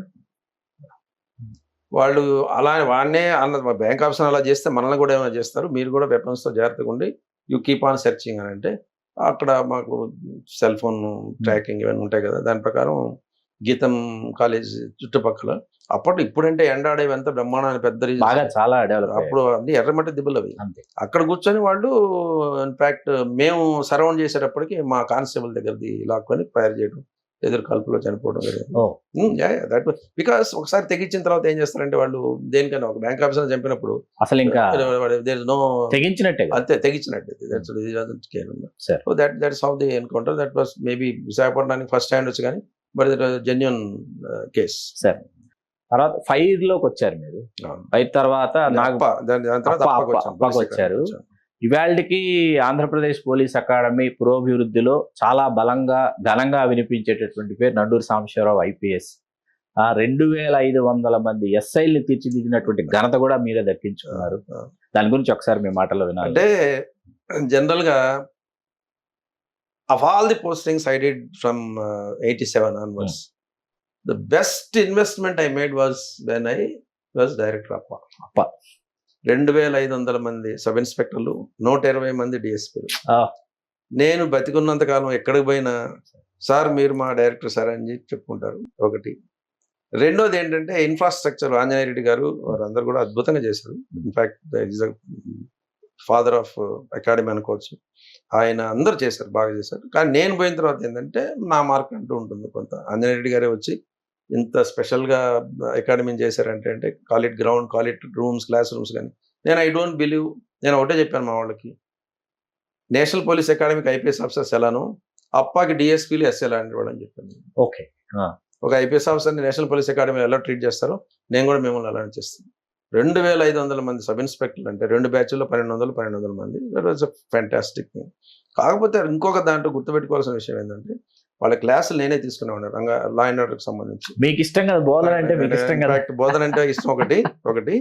రెండోది ఏంటంటే ఏ క్లాస్ కూడా నాకు అసలు అబ్స్ట్రాక్ట్గా చెప్పడం నాకు ఇష్టం లేదు. అంతా జోవియల్గానే ఉండాలి, రియలిస్టిక్ ఎగ్జాంపుల్స్ ఉండాలి, నేను ఎలా చేశాను ఉండాలి, ఇంక్లూడింగ్ జోక్స్. అంటే పిల్లల మీద కూడా జోక్స్ వేస్తూ ఉండేవి అనమాట. దాంతో ఏంటంటే క్లాస్ అనేది లా and order problem law and order ఎలా కంట్రోల్, ఎందుకంటే మెదక్లో ఉన్నప్పుడు ఈ కరెంటు లేక ఈ రైతులు చాలా మంది రోడ్ల మీదకి వచ్చేవాళ్ళు. నేను ఎలా కంట్రోల్ చేస్తాను, ఫైరింగ్ ఉండేది కదా, ఏముండేది కదా. ఆఫ్టర్ రైతుల మీద మళ్ళీ చేస్తే తప్పు కదండి ఇది, పాపం వాళ్ళు దానికి వచ్చినప్పుడు. సో అవన్నీ నిజంగా నాకు ఒక పక్క నక్సలైట్ సమస్య అయితే, రెండో పక్కన రైతుల సమస్య, కరెంట్ లేక. ఆ రోజుల్లో కొంచెం ప్రాబ్లమే ఉండేది, కరెంట్ మీకు తెలియదే ఉంది, వరి ఎండిపోయిందని చెప్పి రోడ్డు వచ్చేవాడు. సో ఇవన్నీ ఎలా జనరల్ నక్సలిజం ఎలా కంట్రోల్ చేయాలి, దీన్ని ఎలా కంట్రోల్ చేయాలనే విషయానికి వచ్చేటప్పటికి వాళ్ళకి విశదీకరించి చెప్పాను. ఇప్పటికి కూడా నా 60+60 120 డిఎస్పీస్లో దాదాపు 30-40 మంది ఎస్పీస్ అయిపోయారు రెండు రాష్ట్రాలు. గౌతమ్ గారు అని చాలా మంది ఉన్నారు. ఇన్ఫాక్ట్ ఇప్పుడు నేను ఫోన్ చేసిన సార్ అని చెప్పిన అదే ప్రేమతో అదే ఆప్యాయత మాట్లాడతారు. I really take pride. One of the best tenures I have had in my tenure was APA. Sir దాని తర్వాత ఫైర్కి వచ్చారు. ఆ తర్వాత మీరు ఆర్టీసీ ఎండి అయ్యారు. ఆర్టీసీ ఎండిగా సార్ నా పర్సనల్ ఎక్స్పీరియన్స్ ఏంటంటే, నేను కొంతకాలం విజయవాడలో ఉండాల్సి వచ్చింది. బస్సులోనే వెళ్ళాల్సినటువంటి ప్రాంతాలు కొన్ని ఉంటాయి. విజయవాడ బస్ స్టేషన్కి వచ్చి కొన్ని చోట్లకు వెళ్ళాలి. నేను చాలా సర్ప్రైజ్ అయింది. వాష్రూమ్స్, ఆ తర్వాత వచ్చి మల్టీప్లెక్స్ థియేటర్స్, ఆ సీటింగ్ ఫస్ట్ ఆఫ్ ఆల్ అసలు నేను ఎంత ఆశ్చర్యపోయానంటే, మీ టెన్యూర్లో అయిందని నాకు తెలియదు. నేను అక్కడ ఆర్టీసీ ఎవరైతే ఉంటారో చీఫ్ని అడిగా, ఎవరి టెన్యూర్లో జరిగింది, ఇది ఎవరు చేశారంటే మీ పేరు చెప్పిన వెంటనే అతను రాజమండ్రిలో కూడా చూశాను. అసలు అంత డ్రాస్టిక్ చేంజెస్ అనేది ఎట్లా చేయగలిగారు సార్? అంటే ఒకటండి, నాకు అప్పటికి ఇప్పటికి కూడా whether like it or not, sir this is the statement from the bottom of my heart. Sir I'm a common man's man. మీరు డబ్బులుండి మీరు ఏదైనా సాధించుకోవచ్చు, ఏమన్నా అంటే అనకూడదు కానీ న్యాయం కూడా కొనుక్కోవచ్చు ఈ రోజుల్లో, అలా ఉంది. Sorry to say that. కానీ కామన్ మ్యాన్ ఇప్పటికి రంగారెడ్డి జిల్లాలో ఎస్పీగా ఉన్నప్పుడు కూడా ఓపెన్ గా చెప్పాను నేను, ఓపెన్ గా క్రైమ్ మీటింగ్ లో in the presence of so many inspectors I use to tell, మీరు డబ్బులే సంపాదించుకోవాలంటే ఏ పనైనా చేయండి, నేనేం మాట్లాడను, మీరు అడగండి కావాలంటే ఆఫీసర్స్. కానీ కామన్ మ్యాన్ వచ్చినప్పుడు మాత్రం వాడికి సావధానంగా విని వాడికి ఏం కావాలో చేసి పెట్టండి. అదే మీరు భగవంతుని సేవ అంటే అదే అని చెప్పాను. Coming back to bus station. Bus station అంటే ఏంటి అనకూడదు కానీ కంపు కొడుతున్న ఉచ్చల దొడ్లు, కూర్చోడానికి సరిగా కుర్చీలు లేక, పైన ఫ్యాన్లు లేక, దీనికి అంతటికి రావడమే గోదావరి పుష్కరాలు వచ్చినాయి. అవును, నేను ఎండిఆర్టీసీ ఉన్నప్పుడు మంచి అవకాశం ఏంటంటే గోదావరి పుష్కరాల్లో లక్షల మంది వస్తారు కాబట్టి మనకి రాజమండ్రి బస్ స్టేషన్ మనం షోకేస్ చేద్దాం. చంద్రబాబు నాయుడు గారు అప్పుడు సీఎం, ఆయన ఏం చేశారంటే ప్రతి ప్లేస్ని విజిట్ చేసేవాళ్ళు. విజిట్ చేసి ఒక మాట అన్నారు, నన్ను ఏమైనా మీ బస్ స్టేషన్లో ఫ్యాన్లు కూడా ఉండవా అని కొంచెం ఆయన చిరాకు పడ్డారు. సార్ జస్ట్ 1 వీక్లో, ఇంకా అప్పటికి ఇంకా స్టార్ట్ కాలేదు, అవుతాయి. స్టార్ట్ అయ్యే రోజుకి ఈనాడులో ఒక బొమ్మ వేశారు, పిక్చర్. ఇది ఎయిర్పోర్ట్ కాదండి, రాజమండ్రి బస్ స్టేషన్ అండి. సూపర్. సో ఆ విధంగా నాకేంటంటే ఒక ఏరియాని అందంగా తీర్చిదిద్దడం చేయటం అనేటువంటిది నాకు అంటే చైల్డ్స్ ప్లే, అంటే జస్ట్ మీరు అర్థం చేసుకోండి, నాకు సునాయాసంగా చేసేయగలను. అందుకనే నేను ఇప్పుడు ఎవరైనా బిల్డింగ్ ఎక్కడ కడుతున్నా నాకు స్ట్రక్చరల్ స్ట్రెంగ్త్ వరకు ఇవ్వండి, కానీ దాని ఆ రూపం ఎలా ఉండాలి, ఆకారం ఎలా ఉండాలి నాది మీరు కాదని చెప్తాను. ఐఎమ్ క్లియర్ మ్యాన్ కాన్షియస్తో. సో నాకేమనిపించింది, ప్రయాణికుడు అంటే ఏంటి, ఆ ఒక్కలో అలా ఉండాలని చెప్పని ఇంపోర్టెడ్ చైర్స్ అవి తీసుకొచ్చి మొత్తం మాకు కృష్ణారావు గారిని, ఆయన ఒక ఫ్రెండ్ ఉన్నాడు, ఆయనకి గ్రెనేడ్ ఫ్రీకి ఇచ్చాడు కొంతవరకు, ఆయన తీసుకొని చేస్తే చాలా మందికి అసలు ఇది బస్ స్టేషన్ అనేటువంటి దానికి ఏసీ లాంజ్లు, ప్లే ఏరియా, ఈవెన్ విశాఖపట్నంలో అయితే ఏసీ లాంజ్ ఉంది, దీంట్లో కూడా ఏసీ లాంజ్ ఉంది, విజయవాడలో కూడా ఏసీ లాంజ్ ఉంది. అప్పుడు దీన్ని కమర్షియల్ సెంటర్ ఎందుకు చేయకూడదు అన్న ఉద్దేశంతో సినిమా థియేటర్స్ తీసుకో, మల్టీప్లెక్స్. అప్పుడు ఈ టాయిలెట్స్ కూడా ఒక అంటే ఎలాంటిదంటే ఒక స్టార్ హోటల్ ఎలా ఉంటారు టాయిలెట్స్, ఆ స్టాండర్డ్ కాకపోయినా 3 స్టార్ స్టాండర్డ్, మన మల్టీప్లెక్స్ థియేటర్స్ లో ఉన్న స్టాండర్డ్ లో ఉన్నాయి. సో అప్పుడు చంద్రబాబు నాయుడు గారిని పిలిచాం. అప్పట్లో ఏంటంటే మాకు కొత్త బ్రాండ్ ఒకటి, ఇప్పుడు ఎలా ఉంటుందంటే చంద్రబాబు నాయుడు గారు గౌరవనీయులు ఎప్పుడైనా ఛార్జీలు పెంచుతామంటే like any other chief minister ఆయన ఎప్పుడు ఎస్ చెప్పారు, ఎప్పుడు ఎస్ చెప్పరు. ఛార్జీలు పెంచుదామంటే ఎందుకంటే ప్రజల మీద భారం అని అంటారు, కానీ ఏసీఎం అని అంటారు, ఈయన కూడా అన్నారు. సో అప్పుడు యనమల రామకృష్ణ గారు వీళ్ళందరూ మాకు చిన్న సజెషన్ ఇచ్చారు, ఆయన చెప్పకుండా చేసేయండి అన్నారు. సార్ ఉద్యోగం పోతే నాకు I may become DGP after this, I don't know, so let me take his consent అని చెప్పి ఫస్ట్ స్టాండ్కి వచ్చి అమరావతి బ్రాండ్ అనేది ఫస్ట్ టైం ఆయన అప్పుడు అమరావతి కడుతున్నారు కాబట్టి ఒక అమరావతి అనే రాజధాని అనే బదులు అమరావతి అనే బ్రాండ్ పెట్టి ఒక నియర్లీ 42 బస్సెస్ ఈచ్ 1 crore చేస్తే సీఎం వాజ్ వెరీ హ్యాపీ. అప్పుడు ఎవరో కంప్లైంట్ చేశారు, సార్ చూడండి సార్ సాంబశివరావు గారు టాయిలెట్ పెట్టి 5 రూపాయలు వసూలు చేస్తున్నారు సార్ అని. ఫుల్ సపోర్ట్ చేశారు. బయట కూడా ఉన్నాయి టాయిలెట్స్, సాంబశివరావు బయట కూడా పెట్టాడు, అక్కడ కూడా పోవచ్చు కదా మీరు అంటే, సార్ అవి బాగాలేదు సార్ అన్నాడు. ఈ బాగుండాలంటే 5 రూపాయలు వసూలు చేయాల్సిందే అన్నాడు. చెప్తాను అసలు సపోర్ట్ చేశారు. అదేవిధంగా first time in the history of RTC cargo transfer చేయడం మేము మా దగ్గర నుంచి. అవును, కార్గో ట్రాన్స్ఫర్ బై ఆర్టీసీ అనేది అంత క్రితం ఉన్నదాన్ని కంప్లీట్ తీసేసి ఇక్కడ కార్గో ఏ నెల వాళ్ళు చేసేవాడు, సంవత్సరానికి 9 కోట్లు ఇచ్చేవాళ్ళు వాళ్ళు, అంతే. 12,000 బస్సులు ఉపయోగించుకుంటూ 9 crores ఇచ్చేవారు. సో సీఎం గారు వచ్చిన తర్వాత ఒక రోజు ఆఫీస్కి వచ్చిన తర్వాత ప్రొజెక్షన్ చెప్పాను, సార్ ఇది పరిస్థితి, దిస్ ఈస్ ది మనకు వచ్చేది ఇప్పుడు ఎంత, దీనివల్ల 1650 కోట్లు వస్తుంది మనం చేస్తే. సంబంధమే లేదు కదా సార్. శ్యాంబాబు గారు ట్రాన్స్పోర్ట్ సెక్రటరీ, అప్పుడు principal secretary, chief secretary, special CS Shyam Babu గారు, ఆయన సీఎం గారు, నేను. అది చూసి వెంటనే ఇంకా సాంబశివరావు ఏం మాట్లాడదు మీరు వెళ్ళిపోయాను అన్నాను. నేను ఒక చిన్న రిక్వెస్ట్ సార్ అన్న, చెప్పండి అన్న, ఎవరన్నా మీకు ఈ ఏఎన్ఎల్ గురించి ఫోన్ చేస్తే నాకు ఫోన్ చేయబాకండి సార్ మీకు. అంతేగా ఒక రికమెండేషన్ ఫోన్ కాల్స్ వస్తాయి తర్వాత. నేనుగా ఫోన్ చేయను మీకు, గో హెడ్ అన్నారు.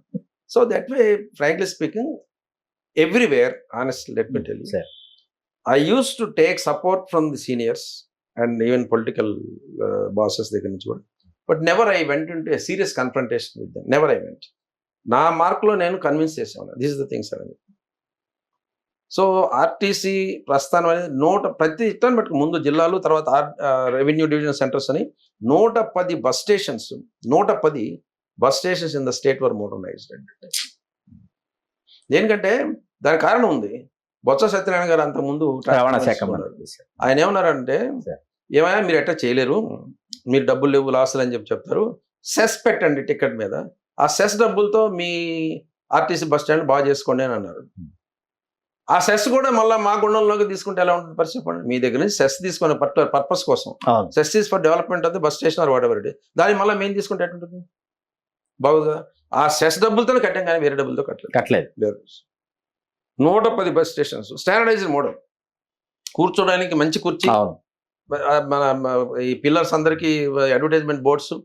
So basically it's easy to do. Common మ్యాన్కి సహాయం చేయడం అనేటువంటిది చాలా ఈజీ. ఇప్పటికి కూడా చెప్తాను, కాలిట్ పోలవరం నేను కొంచెం ఎక్సెస్ అవుతున్నాను. I'm stepping into politics also. Even Polavaram కానీ ఇంకోటి కానివ్వండి, ఎగ్జిక్యూషన్ డిలేస్, ఇంటెన్షనల్ డిలేస్ అవన్నీ కూడా. Intentional delays. I'm very sorry to say this. All these delays are intentional delays. ఓ ప్రాజెక్ట్ ఎగ్జిమ్ 10 నెలల్లో కట్టామండి డీజీపీ ఆఫీసర్. దానికి వస్తాను సార్, అది నేను ఎక్స్పీరియన్స్ చెప్తున్నాను. అసలు ఆర్టీసీ ఎంతకాలం ఉన్నా అనుకున్నారు? ఆర్టీసీలో మీరు ఓన్లీ 1 year 11 months ఉన్నాను. అవును, మీరు ఇక్కడి నుంచి అక్కడికి వచ్చేసారు. ఫైర్ లో యుద్ధ ప్రాతిపదికన మీరు ఇక్కడి నుంచి కార్యాలయాన్ని అక్కడికి షిఫ్ట్ చేశారు. నాకు బాగా గుర్తుంది. ఇప్పుడు fire first building to be inaugurated by honourable CM was fire building IP. అప్పుడు జయవినేని ఉమామహేశ్వరరావు గారు ఈయన వచ్చి, నేను అడగకముందే ఆయన సీఎం గారు చెప్తారు, సార్ సాంసరావు ఎన్ని నెలల్లో కట్టాడో తెలుసా సార్, 5.5 నెలల్లో కట్టాడు సార్ ఆ బిల్డింగ్, ఆ కంట్రోల్ రూమ్ పక్కన ఉన్నదాన్ని. సో ఆ విధంగా ఇప్పుడు దాదాపు 35 departments are operating from RTC house.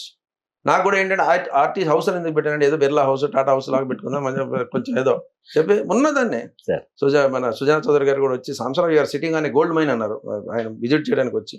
So అట్లా మనం ప్రాజెక్ట్ ఎగ్జిక్యూషన్లో I'm not boasting, I'm one of the top in the world. I'm telling I can execute any project. ప్రాణం పెట్టేస్తాను అక్కడే, రాత్రి పగలు పడి. మీరు అన్నారు కదా CCS లో 3.5 పోయి గెట్ చేసినట్టు, అది కూడా నాకు అంతే ప్రాజెక్ట్, అది కూడా ప్రాజెక్ట్ నాకు. సో ఇక్కడ కూడా ఏంటంటే, sorry to say about Polavaram or whatever it is, with due respects to the people they are there, engineers and political leaders. తప్పది. You want execute, you can execute in the shortest possible time. ఈ రకరకాల రాజకీయాలతో మనం ఏం చేయలేము. Cock and bull stories చెప్పుకుంటూ time ని track చేస్తూ ఉంటారు. సార్ ఆ తర్వాత మీరు డీజీపీ ఆఫ్ ఆంధ్రప్రదేశ్ గా మీరు పదవీ బాధ్యతలు చేపట్టిన తర్వాత జరిగినటువంటి ముఖ్యమైనటువంటి సంఘటనలో నాకు బాగా గుర్తున్న వాటిలో, అప్పుడు ముద్రగడ పద్మనాభం గారి ఉద్యమాన్ని మీరు ఆ ఉద్యమాన్ని ఎదుర్కోవడంలో, లేకపోతే ఆ ఉద్యమాన్ని అరికట్టడంలో మీరు కీలకమైనటువంటి పాత్ర పోషించారు అని నాణ్యానికి ఒకవైపు ప్రశంసలు ఎన్ని వచ్చాయో, విమర్శలు కూడా అన్నీ వచ్చాయి. దీనిని మీరు ఎట్లా స్వీకరిస్తారు? అసలు ఏం జరిగింది? అంటే మొట్టమొదటిగా కృష్ణా పుష్కరాల గురించి చెప్దాం. తప్పకుండా. గోదావరి పుష్కరాల్లో సంఘటనలు దురదృష్టకరమైన సంఘటన జరిగిన తర్వాత నేను సబార్డినేట్స్కి ఎంత వాల్యూ ఇస్తానన్న దాని దగ్గర MDRTCకి ఒక విషయం చెప్తాను. తప్పకుండా సార్. నది తర్వాత నది దగ్గర జరిగిన సంఘటన తర్వాత గ్యారెంటీగా చనిపోయేది ఆర్టీసీ బస్ స్టాండ్ అనేటువంటిది రోజు మాకు వచ్చినటువంటి డౌట్. అంత రష్ అక్కడ ఆ జనం సమ్మర్దం ఇక్కడ ఎంత ఉందో అక్కడే అంతే ఉంటుంది. ఒకటే బస్ స్టేషన్ అక్కడ అంతే. అవును, రాజమండ్రి బస్ స్టేషన్ అంటే ఒకటే నిమిషానికి ఒక బస్సు వచ్చేది వెళ్ళిపోయేది, అంత టర్న్ ఓవర్ ఉండేది మాకు. సోమేద దాంట్లో నాకు 1.5 hours 2 hours నిలబోయామండి రోజుకి అంతే. లా హాస్పిటల్ అని హోటల్లో ఉండేవాడిని. మా సబార్డినేట్స్ ఏవి రావు గారు, ఆయన ఆర్టీసీ నుంచి ఎంప్లాయీ, గోపాలరావు గారు IPS ఆఫీసర్, నాకు విజిలెన్స్ కింద ఉండేవారు. వీళ్ళందరూ ఇద్దరికి ఒక ఐడియా వచ్చింది, సార్ మనం టికెట్ 100 రూపాయలు చేస్తే ఎక్కువ శ్రీకాకుళం విజయనగరం నుంచి వచ్చేవాళ్ళు, ఉత్తరాంధ్ర వాళ్ళు ఎక్కువ వచ్చేవాళ్ళు, ఆఫ్లో ఎక్కువ వచ్చేది. ఒక 100 రూపాయలు పెడితే నిలబడిపోతారు కదా సార్ అన్నాడు. సరే చేయవే అన్నాను. పెద్ద రెస్పాన్స్ రాలేదు. అది ఏవి రావు గారు సెషన్. గోపాలరావు గారు ఒకరోజు నేను 1.5 hours పండుకోవడానికి హోటల్కి పోయొచ్చే లోపల రాగానే కొంచెం భయంగా ఉన్నాడు. ఏంది గోపాలరావు ఏంటి అలా ఉన్నావు అంటే, సార్ ఏమనుకోవద్దు సార్, ఒక చిన్న డెసిషన్ తీసుకున్నాను సార్ అన్నాడు. చెప్పా అంటే రష్ భయంకరంగా ఉంది కదా, స్టాండింగ్ ఫ్రీ చేశాను సార్ అన్నాడు. స్టాండింగ్ ప్యాసింజర్స్ ఎవరైతున్నారో వాళ్ళు ఫ్రీ, వాళ్ళకి ఫ్రీ. కూర్చున్న వాళ్ళకి టికెట్ తీసుకుంటాం. అప్పుడు మేము ప్రశాంతంగా నిద్రపోగలిగాం. అప్పుడు the evacuation of the tourist యాత్రికులు వాళ్ళు వచ్చిన ఎక్కువసేపు ఉండరు, ఇంక వెళ్ళిపోతారు. బస్సులో ఫ్రీగా ఉన్నాడు. Free. శ్రీకాకుళం ఏమనుకుంటాడు, అరే ₹300 టికెట్, మిగిలిపోయింది. ₹3,000. ఒక రోజు ఎక్కుతా అన్నాడు, సార్ ₹3,000 ఎప్పుడు సంపాదిస్తాను, పర్లేదు ఏదో సంతోషాలు బాబు, నువ్వు ఖాళీ చేస్తే చాలు అని. సో ఆ విధంగా మనం అన్ని ఐడియాస్ మనకే వస్తాయని కాదు, దాన్ని సపోర్ట్ చేసేటువంటి లీడర్షిప్ కూడా ఉండాలి మనకి. అవును. So that was the case. Coming back to this, Godavari నుంచి కృష్ణ. మా భయం ఏంటి, నేను జూలై 23 ఛార్జ్ చేస్తున్నాను. ఆగస్టు 11 నుంచి ఎప్పటి నుంచో కృష్ణ పుష్కరాలు స్టార్ట్ అయినాయి.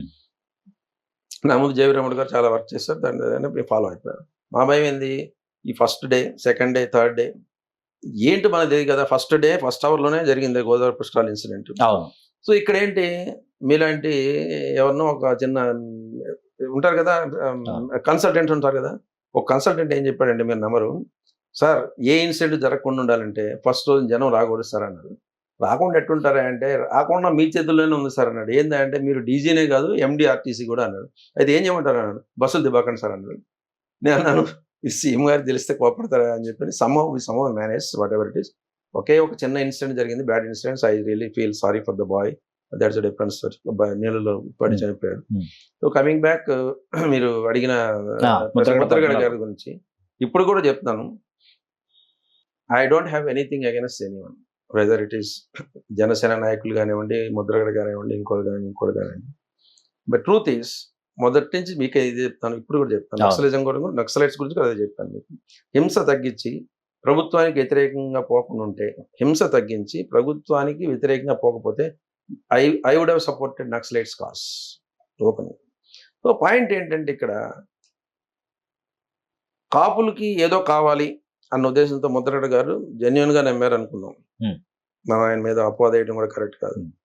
కానీ ఎంచుకున్న పద్ధతి ఏంటి, మొట్టమొదటిసారి ఎంచుకున్న పద్ధతి ఏంటి, పాదయాత్ర, సైకిల్ యాత్ర అని పెట్టి ఎంత ప్రాపర్టీ డ్యామేజ్ అయింది, ఎంతమంది కాపు యువత కేసులు ఎదుర్కొన్నారు తెలుసు కదా, తెలుసు. అవన్నీ సక్సెసివ్ గవర్నమెంట్స్ రావటం, వాటిని తీసేయటం.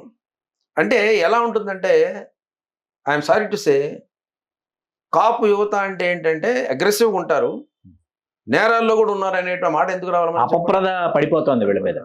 ఎందుకు రావాలి చెప్పండి. దీనికి తోడేమవుతుంది, చుట్టుపక్కల ఉన్నటువంటి మిగిలిన బలహీన వర్గాల వాళ్ళందరూ వీళ్ళు కొంచెం అగ్రెసివ్ పీపుల్ అనేటువంటి ఇంప్రెషన్ వచ్చింది అనుకోండి. ఇప్పుడు మీకు నాకు ఆ డిఫరెన్స్ వస్తే I may not entertain you next time. Definitely. So ఇప్పటికి కూడా గోదావరి జిల్లాలో ఐఎమ్ సారీ టు సే కొంత డిఫరెన్స్ ఉంది, కాపులకి మిగిలిన బలహీన వర్గాలకి ఉంది అని అంటే, ఇప్పటికే ఉంది అని అంటే నేను అంటే విశదీకరించి చెప్పట్లేదు, కానీ ట్రూత్ ఈస్ దాట్. మనం అప్పుడు ఏం చేశాను, సరే వాట్ ఎవర్, ఒకసారి అయిపోయింది. అట్ట భీమవరంలో ఒక సర్కిల్ ఇన్స్పెక్టర్ తుపాకీ లాక్కున్నారు, MRO ఆఫీసులు తగలబెట్టారు, రకరకాలు చేశారు. అప్పుడు ఎంఈ భాస్కర్ గారు గుర్తుంది, రావులపాలెం ఘటన ఉన్నాయి. ఇప్పుడు ఎనఫ్ అని ఆఫీసర్ అయింది. తర్వాత ఏమైంది, తుని దగ్గరకు వచ్చేటప్పటికి ఒకటండి, అక్కడ కూడా రైలు ఒకటి, పోలీస్ స్టేషన్ల దగ్గర నుంచి చాలా, you can understand so much they have done damage. అంతా ఎంతమంది ఉన్నారు అందులో, దాదాపు 100 మంది 1000 మంది యువత పాల్గొన్నారు. సో చంద్రబాబు నాయుడు గారు ఉన్నారని, సాంబశివరావు అక్కడ ఉన్నాడని కాదు. అక్కడ let me tell you the truth, this a fact. నేను డీజీగా ఉండి ఎవరు సీఎం ఉన్నా, ఇంకోటి కూడా చెప్తాను, నేను జగన్మోహన్ రెడ్డి గారికి ఏ విధంగా మనం అప్పుడు పర్మిషన్ ఇచ్చిన కూడా చెప్తాను. ఎవరున్నా సరే, I would not accept violence in this country. గుర్తుపెట్టుకోండి, సిన్సియర్ పోలీస్ ఆఫీసర్గా. Ours is a developing country అండి. మన ఆస్తులు మనమే ధ్వంసం చేసుకుంటే ఎట్ట బాగుపడతామండి. That is the stand I have taken right from Medak days. I'm telling. ఇప్పుడు జనార్దన్ రెడ్డి గారు ఉండేవారు ఖైరతాబాద్లో, ఈ విశాఖ యాస్బెస్టాస్ ఫ్యాక్టరీకి సంబంధించి ఆయన కొద్దిగా చేస్తామని చెప్పాడు. మీరు ఏమన్నా చేయండి, ప్రొడక్టివిటీ పడకూడదు, డ్యామేజ్ జరగకూడదు. This was my condition. So అప్పటికి కూడా ముద్రగడ గారికి ఒక సందేశం లాంటిది పంపించాం. మీరు నిజంగా తీసుకోదలుచుకుంటే మీరు పర్మిషన్ అడగండి, పాదయాత్ర పర్మిషన్ అడగండి, మేము దాని మీద ఎటువంటి యాక్షన్ తీసుకోవాలో తీసుకుంటాం. నాకు ఇప్పుడు కూడా చాలా మందికి తెలియాల్సింది ఏంటంటే, చాలా ఇంపార్టెంట్ పాయింట్, మీకు కూడా ఇది తప్పకుండా. నా దగ్గర నాగరఘు గారు అని ఒక CLA ఉండేవారు, చీఫ్ లీగల్ అడ్వైజర్. ఏమండి ఇలాంటి వాటిల్లో హింస, ప్రాపర్టీ డ్యామేజ్ జరుగుతున్నప్పుడు ఏం చేయొచ్చు అంటే సుప్రీంకోర్టు ఒక 2 కమిటీస్‌ని, పెద్ద కమిటీస్‌ని ఫార్మ్ చేసి, అప్పుడు జరిగిన విషయమే అది. వాళ్ళొక జడ్జిమెంట్ ఇచ్చారు. ఏమని ఇచ్చారంటే, ఎవరైనా ఇటువంటి ప్రొసిషన్స్ తీస్తున్నప్పుడు మీరు వాళ్ళ దగ్గర నుంచి రైటింగ్‌లో తీసుకోండి. ఏమని? ప్రాపర్టీ డ్యామేజ్ అయితే he will pay the damage. Whoever is the leader. ఆ కండిషన్ పెట్టి నేను ఇద్దాం అనుకున్నాను. అందుకు అడుగుతున్నాను ఎదురుగానే. మీరు పర్మిషన్‌కి అడగండి. That's it. That's all what I did. But you cannot come out of the house without permission. ఇంట్లో నుంచి మాత్రం బయటికి రాలేరు పర్మిషన్ లేకుండా. ఎందుకు తీసుకోవాలి నేను అని ఆయన అవును. కొంచెం అని ఉండేవాడు. యెస్, తీసుకోకపోతే వద్దు. ఇప్పుడు నేను ఆయనే కాదండి, ముద్రగడ గారనే కాదు. I have respect for him for all the issues taken up on behalf of the community. కానీ పద్ధతి ఏంటంటే ఇది ఇక్కడే కాదండి. చివరికి ఏమైంది చెప్పండి? అన్ని ప్రయత్నాలు చేసి, అంత భగీరథ ప్రయత్నాలు చేసినా అనకూడదు కానీ ఆయన్ని ఆదరించారా పబ్లిక్ చెప్పండి? ఎలక్షన్స్‌లో ఇన్ని చేసినా 2-3 సార్లు ఓడిపోయారు కదా ఆయన. అవును, ఓడిపోయారు. అంటే ఎందుకు చెప్తున్నానంటే, మనం చేపట్టే కార్యక్రమాలకి పబ్లిక్ ఎలక్షన్స్ డిఫరెన్స్ ఉందన్నమాట వాస్తవం. ఆయన అంటే గౌరవం, నేను కాదన్ను. ఆయన పెద్ద ఆయన, ప్రతిపాడు నుంచి చాలాసార్లు గెలిచారు. I have respect for him, ఫ్యామిలీకి కానీ ఆయనకి.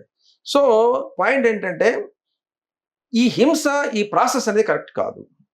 ఎంచుకున్న మార్గం అనేది I would have told anybody, irrespective of the caste, let him be a Kapu, Kamma, Reddy, whoever it is, I would have said the same thing. CM గారు చెప్పకపోయినా తెలుస్తుంది. ఇదే ఒక క్యాబినెట్ మీటింగ్లో యనమల రామకృష్ణ గారు అడిగారు, ఏమండి ఎలా కంట్రోల్ చేస్తారు, ఇంతవరకు యాజ్ ఇట్ ఈస్ గేమ్ లేదు అడగటం, వరకు జస్ట్ క్యాజువల్గా అడిగారు. అంటే అది లేదు సార్, సుప్రీంకోర్టు ఆర్డర్ ఎలా ఉంది సార్ అంటే, అదేమిటండి ఈ ఆర్డర్ మాకు ఉన్నట్టు తెలియదే అన్నాడు. లేదు సార్, ఇది కూడా నాకు సిఎల్ఏ గారు చెప్పారు. దేనికంటే మాకు కూడా మేము మార్గాలు ఎత్తుక్కోవాలి కదా. ఇప్పుడు మీరు 1000 కాదు 1,00,000 మందితో బయటికి రండి, ప్రశాంతంగా పోయినంతకాలం నేను కూడా హాయిగా ఉందిరా బాబు అనుకుంటాను. అవును. పోతూ ఇన్స్పెక్టర్ వేపం లాగేసాడు, ఎంఆర్ఓ ఆఫీస్ ఉంటే తగలబెట్టడం, బస్సులు ఉంటే బస్సు తగలబెట్టడం, దాట్ కరెక్ట్. దానివల్ల ఏమైంది? మీరు సాధించాల్సింది సాధించలేకపోయారు, కానీ మీరు అపవాదును నెత్తినేసుకున్నారు. పక్కదోవ పట్టింది పూర్తిగా. దానివల్ల ఏమవుతుంది? దానివల్ల ఇంకోటి ఏంటి, మీకు సాధించలేకపోయారు ఒకటి, సరే నాలంటి ఎవడో ఉండి కంట్రోల్ చేయడం ఒక రెండో ఆస్పెక్ట్. మూడోది, కాపులు అంటే, యువత అంటే ఇలాంటిది కావాలనేటువంటి, అది దురదృష్టకరమైనటువంటి విధానం. ఇప్పుడు కూడా ఎవరి నాయకులు ఉన్నా వీళ్ళకి కూడా చెప్తాను, కాపు యువతకు కూడా చెప్తాను, సంయమనం చాలా ఇంపార్టెంట్, సహనం చాలా ఇంపార్టెంట్. మన ఒక్కళ్ళతోనే మనం గెలుస్తాం అనేటువంటిది కరెక్ట్ కాదు. Always we need support of everybody. మనం బలహీన వర్గాల సపోర్ట్ తీసుకోవాలా, అగ్రవర్ణాల సపోర్ట్ తీసుకోవాలి. ఇంకొకటి ఎనిమి అనకూడదు. రాజకీయాల్లో ఎనిమి ఉండడు. వాళ్ళు ఎందుకు అచీవ్ చేశారు ఇన్స్పిరేషన్ గా తీసుకోవాలి. That's all. పోయి చెప్పడమే, మీరు ఒకవేళ నా మొహమ్మద్ చెప్పిన ఓటేనని, అయినా మీ ఆశీస్సులు కావాలా శ్రీకాంత్ గారు అని చెప్పి మీకు నమస్కారం పెట్టి వెళ్ళిపోయి అనుకోండి, అరే వీడేవాడో తమాషగా ఉన్నారు, కొత్తగా ఉన్నాడు అనుకుంటారు. అంతేగాని నా మీద ఉండదు. ఇవాళ జేడీ లక్ష్మణ్ గారు ఉన్నారు, ఏమన్నా బూతులు మాట్లాడుతున్నారు, ఎక్కడ హ్యాపీగా చక్కగా ఆయన పని ఆయన చేసుకుంటున్నారు, ఆయన వెళ్ళిపోతారు. పబ్లిక్ ఇవాళ పైన ఇప్పుడు జయప్రకాష్ నారాయణ గారు కూడా అలాంటి ప్రయత్నం చేశారు. ఎందుకు చెప్తున్నానంటే, ఇవాళ మీరు ఈ మోసలో పోసిన విధంగా రాజకీయం ఉండాలి అని అనుకున్నంత కాలం, ఎలక్షన్లు అయిపోయిన తర్వాత మళ్ళీ అదే మోసలో ఉంటారు మీరు. ఎలక్షన్లు అయిపోయిన తర్వాత అదే మోస, అదే కష్టాలు, అదే ఇవి. సో అందుకని ఇప్పటికైనా ఏంటంటే, రాజకీయాల్లో మార్పు రావాలనేటువంటిది ప్రజల నుంచే వస్తుంది. వాళ్ళు ఎగ్జాంప్లిఫైయింగ్ గా 1-2 చోట్ల చూపిస్తే ఇలాంటి వాడు కావాలని. అదర్వైజ్ వాళ్ళు ఎలా ఉందండి, సారీ టు సే, ఏ మీడియా టీవీ పెట్టినేంటి, నేను మిమ్మల్ని ఎలా తిట్టాను, మీరు నన్ను కొత్త తిట్లు పుట్టుకొస్తున్నాయి. అది కరెక్ట్ కాదండి. మరి ఎక్స్లో అయితే అసలు చదవలేనటువంటి వస్తున్నాయి. Sad part of sir. తర్వాత ఆ సమయంలో వైఎస్ జగన్మోహన్ రెడ్డి గారి పాదయాత్రకి అనుమతించినటువంటి డీజీపీగా కూడా మీరు వార్తల్లోకి ఎక్కారు. అది ఎలా జరిగింది? అంటే ఏం లేదండి, గౌరవనీయులు చంద్రబాబు నాయుడు గారు డే టు డే అడ్మినిస్ట్రేషన్లో ఎప్పుడు ఇన్వాల్వ్ అయ్యేవారు కాదు. ఆయన నాతో ఒకసారి ఫ్లైట్లో అన్నారు, నీకు ఏదైనా పని చెప్తే సంవత్సరం నెమ్మదిగా చేసుకుంటూ పోతాను నువ్వు. ఆయన కొంచెం అంటే మనసులో మాట చెప్పారు. చాలా థ్యాంక్స్ సార్ అని చెప్పి ఆయన కూడా చెప్పాను. ఈ పాదయాత్ర ఇవన్నిటి గురించి మేము అంటే ఇంటెలిజెన్స్ వాళ్ళతో డిస్కస్ చేసేవాళ్ళం, ఎంతమంది వస్తారు ఏందని, పర్మిషన్ ఇవ్వబాకండి అలాంటి ఎప్పుడు చెప్పారు కదా. అసలు is very very very reasonable and then very formal. అసలు నేను ఏం చేశారు, నాకు పర్మిషన్ కోసం ఏం చేశారు, బొత్స సత్యనారాయణ గారు, ఉమారెడ్డి వెంకటేశ్వర గారు, ఇప్పుడు నూజివేడు క్యాండిడేట్ పార్థసారథి గారు ముగ్గురు వచ్చి లెటర్ తీసుకుని వచ్చారు. లెటర్ ఏమని తీసుకొచ్చారు, మేము ఇలా పాదయాత్ర చేస్తున్నాం, మీకు ఇన్ఫర్మేషన్ ఇస్తున్నామని. సమాచారం వాళ్ళు చేస్తారు. సమాచారం మీడియా నుంచి కూడా వస్తుందండి. అనుమతి కోరలా మేము. అనుమతి కోరలా. Unless you write maybe permitted అని చెప్తే కానీ నేను ఇవ్వను. సో కొంచెం భర్జన అయింది. పార్థసారథి గారు అన్నారు, లేదు సార్ మీకు తెలీదు, నాకు చాలా ఇబ్బంది అలా రాయడం అన్నారు. కాదండి, నాకు ఒంగోలులో వైవి సుబ్బారెడ్డి గారు నేను అన్నాన్ని పిలుస్తాను, కావాలంటే ఆయన కూడా అడగండి, మాది ఒంగోలు అంటే వైవి సుబ్బారెడ్డి గారికి కూడా ఫోన్ జరిగింది. ఏంటి సంవత్సరం గారు కొత్తగా చెప్తున్నారు అన్నాడు. అదే నేను కొత్తగా కాదు సార్, లాలో చెప్తాను సార్, మీరు నాకు ఇన్ఫర్మేషన్ ఎందుకు ఇస్తారు అని అంటే, లేదు సంవత్సరం మీరు చెప్పండి, మీకు నిజంగా మీకు కాదనుకుంటే అది రాకపోయి నేను ఇస్తాను. I'm telling you, even if you don't write seeking permission I will give, but నేను జెన్యున్గా అడుగుతున్నాను అన్నాను. సో పార్థసారథి గారు ఏదో రాసిచ్చారు పర్మిషన్ అని చెప్పి, ఆయనకి ఎందుకు ఇబ్బంది కలగాలి అని చెప్పని just I give permission 15 minutes time, అంతే. That's all, nothing. కాకపోతే ఏంటంటే ఆయన ముఖ్యమంత్రి గారు జగన్మోహన్ రెడ్డి గారు ఎక్కడ పోతున్నా కానీ మీరు సరైన బందోబస్తు పెట్టండి. After all leader is leader, opposition leader అయినా ఇంకోటైనా, జస్ట్ 15 minutes. అది అయిపోయిన వెంటనే ఉమారెడ్డి గారు, బొత్స సత్యనారాయణ గారు వీళ్ళందరూ బయటికి పోయి దే గేవ్ ప్రెస్ కాన్ఫరెన్స్. మంచి వాతావరణంలో జరిగింది, పర్మిషన్ ఇచ్చారు. Fair, we don't really look in to that. ఇప్పుడు కూడా చెప్తాను, వాళ్ళు అడిగారు. ఇప్పుడు ముద్రగడ్డ గారు అడగకపోవడానికి వీళ్ళు అడగకపోవడానికి తేడా చెప్పండి. ముద్రగడ్డ గారు అడగలేదు కాబట్టి ఇవ్వలేదు పర్మిషన్, అంతే. ఈయన అడిగారు, ఇచ్చారు, అంతే. వీళ్ళు సంయమనం పాటించారు, ఆయన అంతే. అది కూడా చెప్పి ఆయన కండిషన్ పెట్టేవాడి ఆయన ముద్రగడ్డ గారికి, ప్రాపర్టీ డ్యామేజ్ అయితే మాత్రం సుప్రీం కోర్టు ఆర్డర్ ప్రకారం మీరే బాధ్యులు. దానికి పెనాల్టీ ఉంది తెలుసా మీకు, ₹1 కోటి నష్టం అయితే 2 కోట్లు కట్టాలా.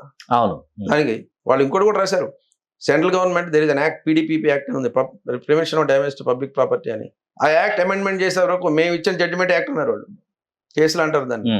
సో సి ఇప్పుడు ఒకటండి, నేను ఓపెన్ చెప్తున్నాను, ఇప్పుడు ప్రాజెక్ట్స్ లేట్ అయినా ఉన్న వాటిని డ్యామేజ్ చేసుకునే కంటే డెవలప్ కాదు, గుర్తుపెట్టుకోండి. అర్థమైంది. we cannot afford. ఇప్పుడు విధ్వంసం చేసిన దాన్ని నిర్మించడం చాలా కష్టం, అసలు నిర్మించడం కూడా లేట్ అవుతుంది, చాలా కరెక్ట్ ఉండకూడదు. ఇప్పుడు నాకెందుకు ఎగ్జాంపుల్స్ అంటే, నేను గొప్ప చెప్తున్నాను కాదు, ఒక ఫైర్ ఆఫీస్ కానివ్వండి, ఆర్టీసీ కానివ్వండి, DGP ఆఫీస్ కానివ్వండి, ఎలా అండి మనం ఒక ఎగ్జాంపుల్ ఏం కట్టుకుంటూ పోయాం. అది పెద్ద కష్టం కాదండి, పెద్ద కష్టం కాదు. ఇవాళ రేపట్లో మనం ఏదో పెద్ద దాన్ని ఏంటి ఒక టెండర్ ప్రాసెస్ చేయండి, ఎంత బాగుంది. కానీ somehow I'm not in favour of such delays in the country. Sir, తర్వాత AOB incident sir, Andhra Orissa border, మీరు అసలు కరుసైగతో శాసించారు. అసలు వాళ్ళని అసలు ఆంధ్రప్రదేశ్లో కూడా ప్రవేశించనివ్వకుండానే వాళ్ళని అంతమొందించేటటువంటి ఆపరేషన్ ని మీరు చాలా చాకచక్యంతో మీరు నెరవేర్చారు. ఏం జరిగింది సార్? అంటే యాక్చువల్గా whole credit goes to Greyhounds and SIB, intelligence, SIB special intelligence, Greyhounds. AOB's entire operation credit goes to Greyhounds and SIB, that is intelligence. So అప్పట్లో ఉన్న అధికారులు సురేంద్ర బాబు గారు కానివ్వండి, outstanding job they have done. Outstanding means outstanding job. ముఖ్యంగా అక్కడ ఇప్పుడు మన దగ్గర అనురాగ్ శర్మ గారు కూడా ఉండేవాళ్ళు తెలంగాణలో. Especially Greyhound boys, we feel proud that they are from our state, AP state. KS Vyas గారు ఎట్లయితే దాన్ని గ్రేహౌండ్స్ని సృష్టించారో, ఇప్పటికీ కూడా దేశంలో ఒక రోల్ మోడల్ ఫోర్స్ మనది. దొరగారి దగ్గర నుంచి, దొరగారి దగ్గర నుంచి, వాళ్ళు ట్రైనింగ్ ఇప్పించడం దగ్గర నుంచి మా అందరికీ, అంటే నక్సలిజం కంట్రోల్లో వీరు చేసినటువంటి పాత్ర ఒక ఇంటర్వ్యూలో చెప్పేది కదా, అంత చక్కగా చేసేవాడు.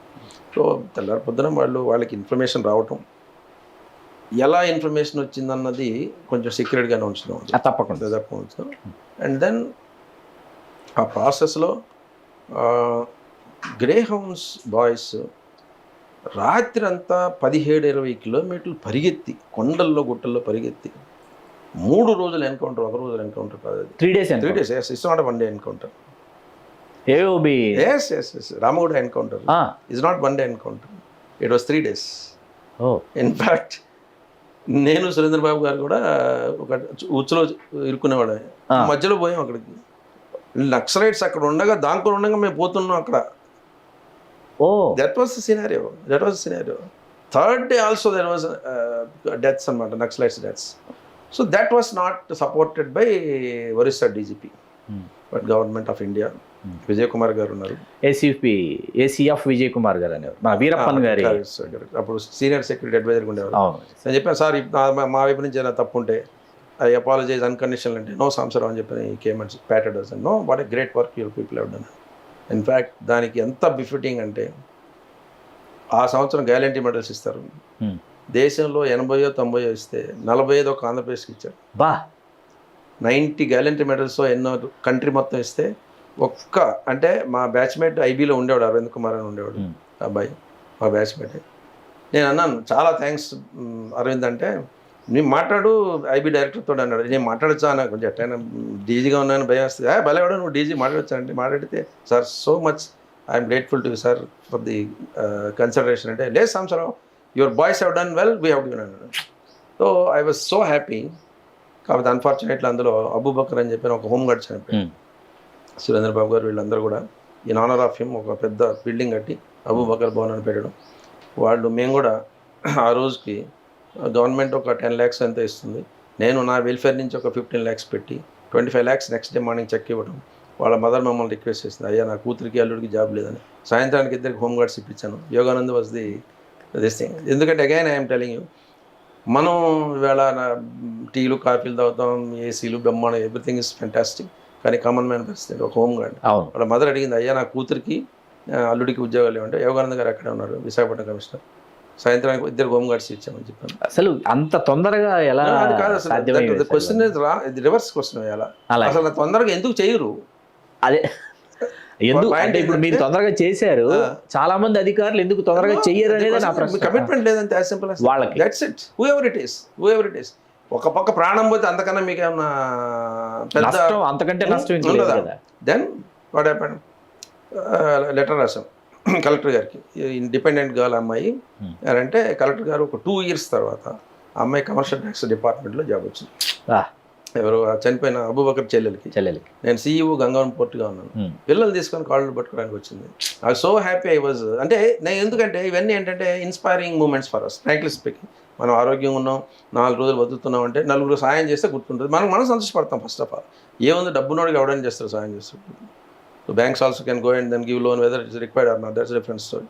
సో ఆ విధంగా దట్ వాస్ అది పాప విజయ్ కుమార్ గారు వీళ్ళందరూ చాలా మ్యాసివ్ హెల్ప్. అంటే ఆ సపోర్ట్ చెప్పాను కదా, త్రూఅవుట్ ద కెరియర్ నాకు సబార్డినేట్స్ ఎంత సపోర్ట్ ఇచ్చారో సీనియర్ ఆఫీసర్ నుంచి కూడా బ్లెస్సింగ్స్ అలానే ఉంటాయి. సార్ మీ ఆ సుదీర్ఘ ప్రయాణంలో ఇవాళకి నేను మర్చిపోలేనటువంటి సంగతి ఏంటంటే, మొదట డీజీపీ ఆఫీస్ అంటే జేవీ రాముడు గారి తర్వాత మీరు ఆ కూర్చునేటటువంటి ఆఫీస్కి నేను రావటం జరిగింది. ఏది మీరు ఆంధ్రప్రదేశ్ డీజీపీగా ఉన్నప్పుడు, అది క్లబ్బు విజయవాడలో. అక్కడి నుంచి మళ్ళీ మీరు స్టేట్ హోమ్ ఏదైతే మీరు బిల్డ్ చేశారో ఆ స్టేట్ హోమ్కి కూడా రావడం జరిగింది. ఒక్కసారిగా స్టేట్ హోమ్కి వచ్చిన తర్వాత అసలు ఆ ఫైన్ డైనింగ్ ఏరియాలు, లైబ్రరీస్, ఆ వెయిటింగ్ లాంజెస్, తర్వాత ఏమో ఆ అద్భుతమైన కొటేషన్స్తో కూడినటువంటి పోస్టర్స్, అసలు యాంబియన్సే ఒక స్టేట్ హోమ్లోకి వచ్చిన ఫీలింగ్. అట్లాగే మీరు ఎక్కడైతే మీరు కూర్చుంటారో అక్కడికి వచ్చిన తర్వాత వ్యూ అనమాట. అసలు how is it possible sir? ఇది అతి తక్కువ సమయంలో మీరు అసలు దాని యుద్ధ ప్రాతిపదికన పూర్తి చేశారు. మీరు ఎట్లా సాధ్యమైంది? అంటే ఏం లేదు, రాష్ట్రం డివైడ్ అవుతున్నప్పుడే నేను మంగళగిరి బెటాలియన్ ఎప్పుడు విజిట్ చేయాలి నా సర్వీస్లో. ఫస్ట్ టైం డీజీగా చార్జ్ చేసిన తర్వాతనే పోయాను అక్కడికి. అప్పుడే స్టేట్ డివైడ్ కాకముందు, డివైడ్ అయితే మాత్రం మనకి హెడ్ క్వార్టర్ అక్కడ ఉండాలని నిశ్చయమైంది, మనసులో నిర్ణయించుకున్నారు. ఎందుకంటే నేషనల్ హైవే ఉంది పక్కనే గుంటూరు విజయవాడ, మంగళగిరి పెద్ద దూరం ఏం కాదు. సో చినరాజప్ప గారు గౌరవనీయులు అప్పుడు హోమ్ మినిస్టర్ గారు, ఆయన వచ్చి ఫౌండేషన్ స్టోన్ వేయడం 10.5 months కంప్లీట్ చేయడం. దాంట్లో నాకు ఒక గొప్ప వ్యక్తి పేరు చెప్పాలి, ప్రొఫెసర్ పాండురంగారావు గారు ఒక ఆయన ఉన్నారు సిద్ధార్థ ఇంజనీరింగ్ కాలేజీలో. ఆయన స్ట్రక్చరల్ ఇంజనీర్, సివిల్ ఇంజనీర్. నేనేం చేసేవాడిని కాదు, నా బిల్డింగ్ సేఫ్గా ఉండాలంటే ఇనుము ఎంత, సిమెంట్ ఎంత, ఇది మీరు చెప్పండి, మిగిలింది మీరు ఏం మాట్లాడబోతున్నారు చెప్పండి. That's I take that stand even now.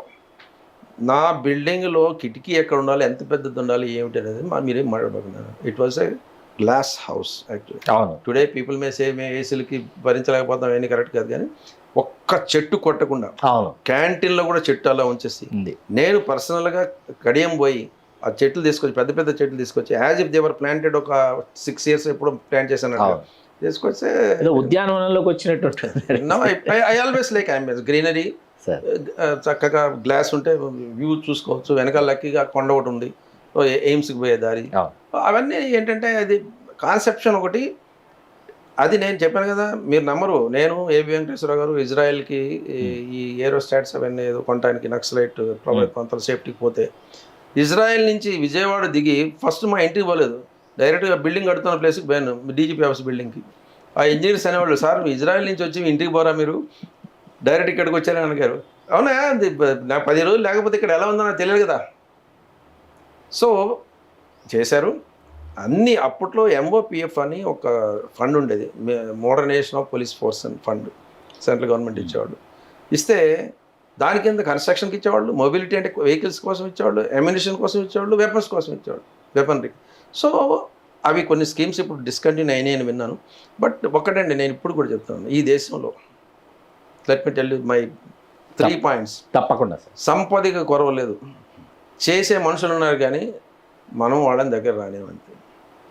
సంపదనంతా ఎలా అంటే మనకి మనం దాంట్లోంచి ఏదో ఆశించాలి కానీ మీరు చేయటం మొదలుపెట్టండి. మీరు కాలేజ్ పూర్ మ్యాన్స్ హౌస్ కానివ్వండి, వాడికి పూర్ మ్యాన్ అనగానే మనకేంటి, ఆడి ఇంటి పక్కనే చెత్త ఉండాలి, ఆడి ఇంటి పక్కనే ఈగలు వాడుతుంది, ఇటువంటి ఇంప్రెషన్తో మనం కడతాం. వాడి మైండ్ సెట్ అలా ఉంటుంది. That is how I developed 110 bus station. ఎందుకు డెవలప్ చేశానంటే వై షుడ్ హీ ఫీల్. నేను ఒకటే చెప్పాను చంద్రబాబు నాయుడు గారికి ఇనాగ్రేట్ చేయడానికి వచ్చాము, కొంచెం ఈ spend good time sir, AC తప్పితే my bus stand can beat GMR airport sir అని చెప్పాను.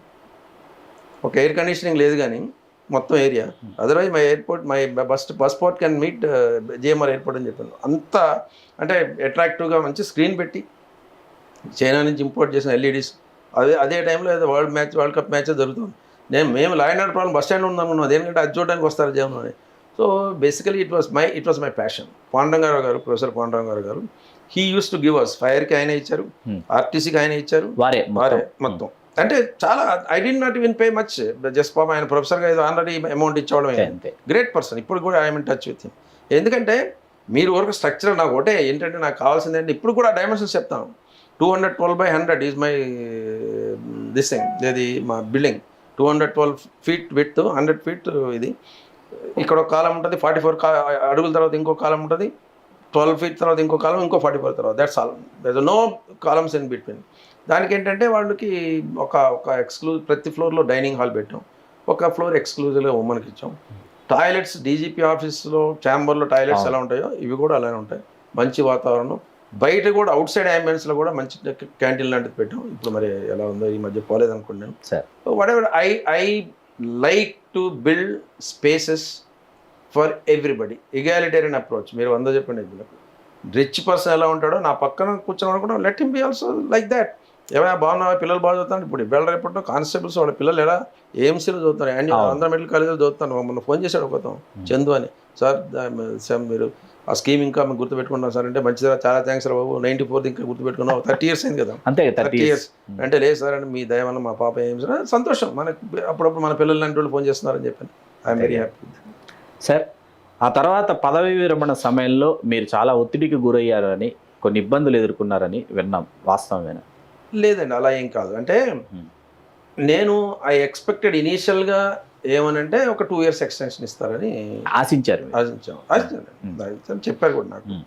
కొన్ని కారణాల వలన కొంచెం లేట్గా పంపించడం, అక్కడ సెంట్రల్ గవర్నమెంట్లో ఒక స్టాండ్ తీసుకున్నారు, ఈ ఆంధ్ర నుంచి తమిళనాడు నుంచి ఇష్టం వచ్చినట్టు ఎక్స్టెన్షన్లు ఇస్తున్నారు అని చెప్పని మేము ఆ టైం 1 సంవత్సరం ముందు ఉండాలని అట్లా జరిగింది. కానీ నెవర్ ఐ వాస్ ఇన్ఫ్యాక్ట్ అప్పటి ముఖ్యమంత్రి గారు సాంబశివరావు గారు ఒక 3 months ఎక్స్టెన్షన్ తీసుకుంటారంటే, వద్దు సార్ 2 years ఇస్తే తీసుకుంటాను, 3 months వద్దు, కమాండ్ కంట్రోల్ స్ట్రక్చర్ వీకెన్ అవుతుంది సార్ అని చెప్పారు. ఆయన క్యాబినెట్లో కూడా డిస్కస్ చేసినట్టు గుర్తు నాకు. ఎందుకంటే ఇప్పుడు చాలామంది మన వెనకాల చాలామంది ఉంటారు డీజీపీ అవడానికి. ఇస్తే 2 years ఇస్తే మనం ఏదన్నా ఇంకా I would have gone like model police stations, Nagarampalem, old Guntur police station, అలాంటి దాదాపు 27-28 పోలీస్ స్టేషన్స్ కట్టాం. ఎలా అది జస్ట్ లైక్ అది చెప్పాను, ఆయన వచ్చారు, నగరంపాలెం వచ్చారు, సీఎంని పిలుస్తున్నారేంటి నగరంపాలెం అని ముఖ్యమంత్రి గారు అనుకో ఉండొచ్చు. వచ్చిన తర్వాత ఆయన ఆశ్చర్యపోయాను.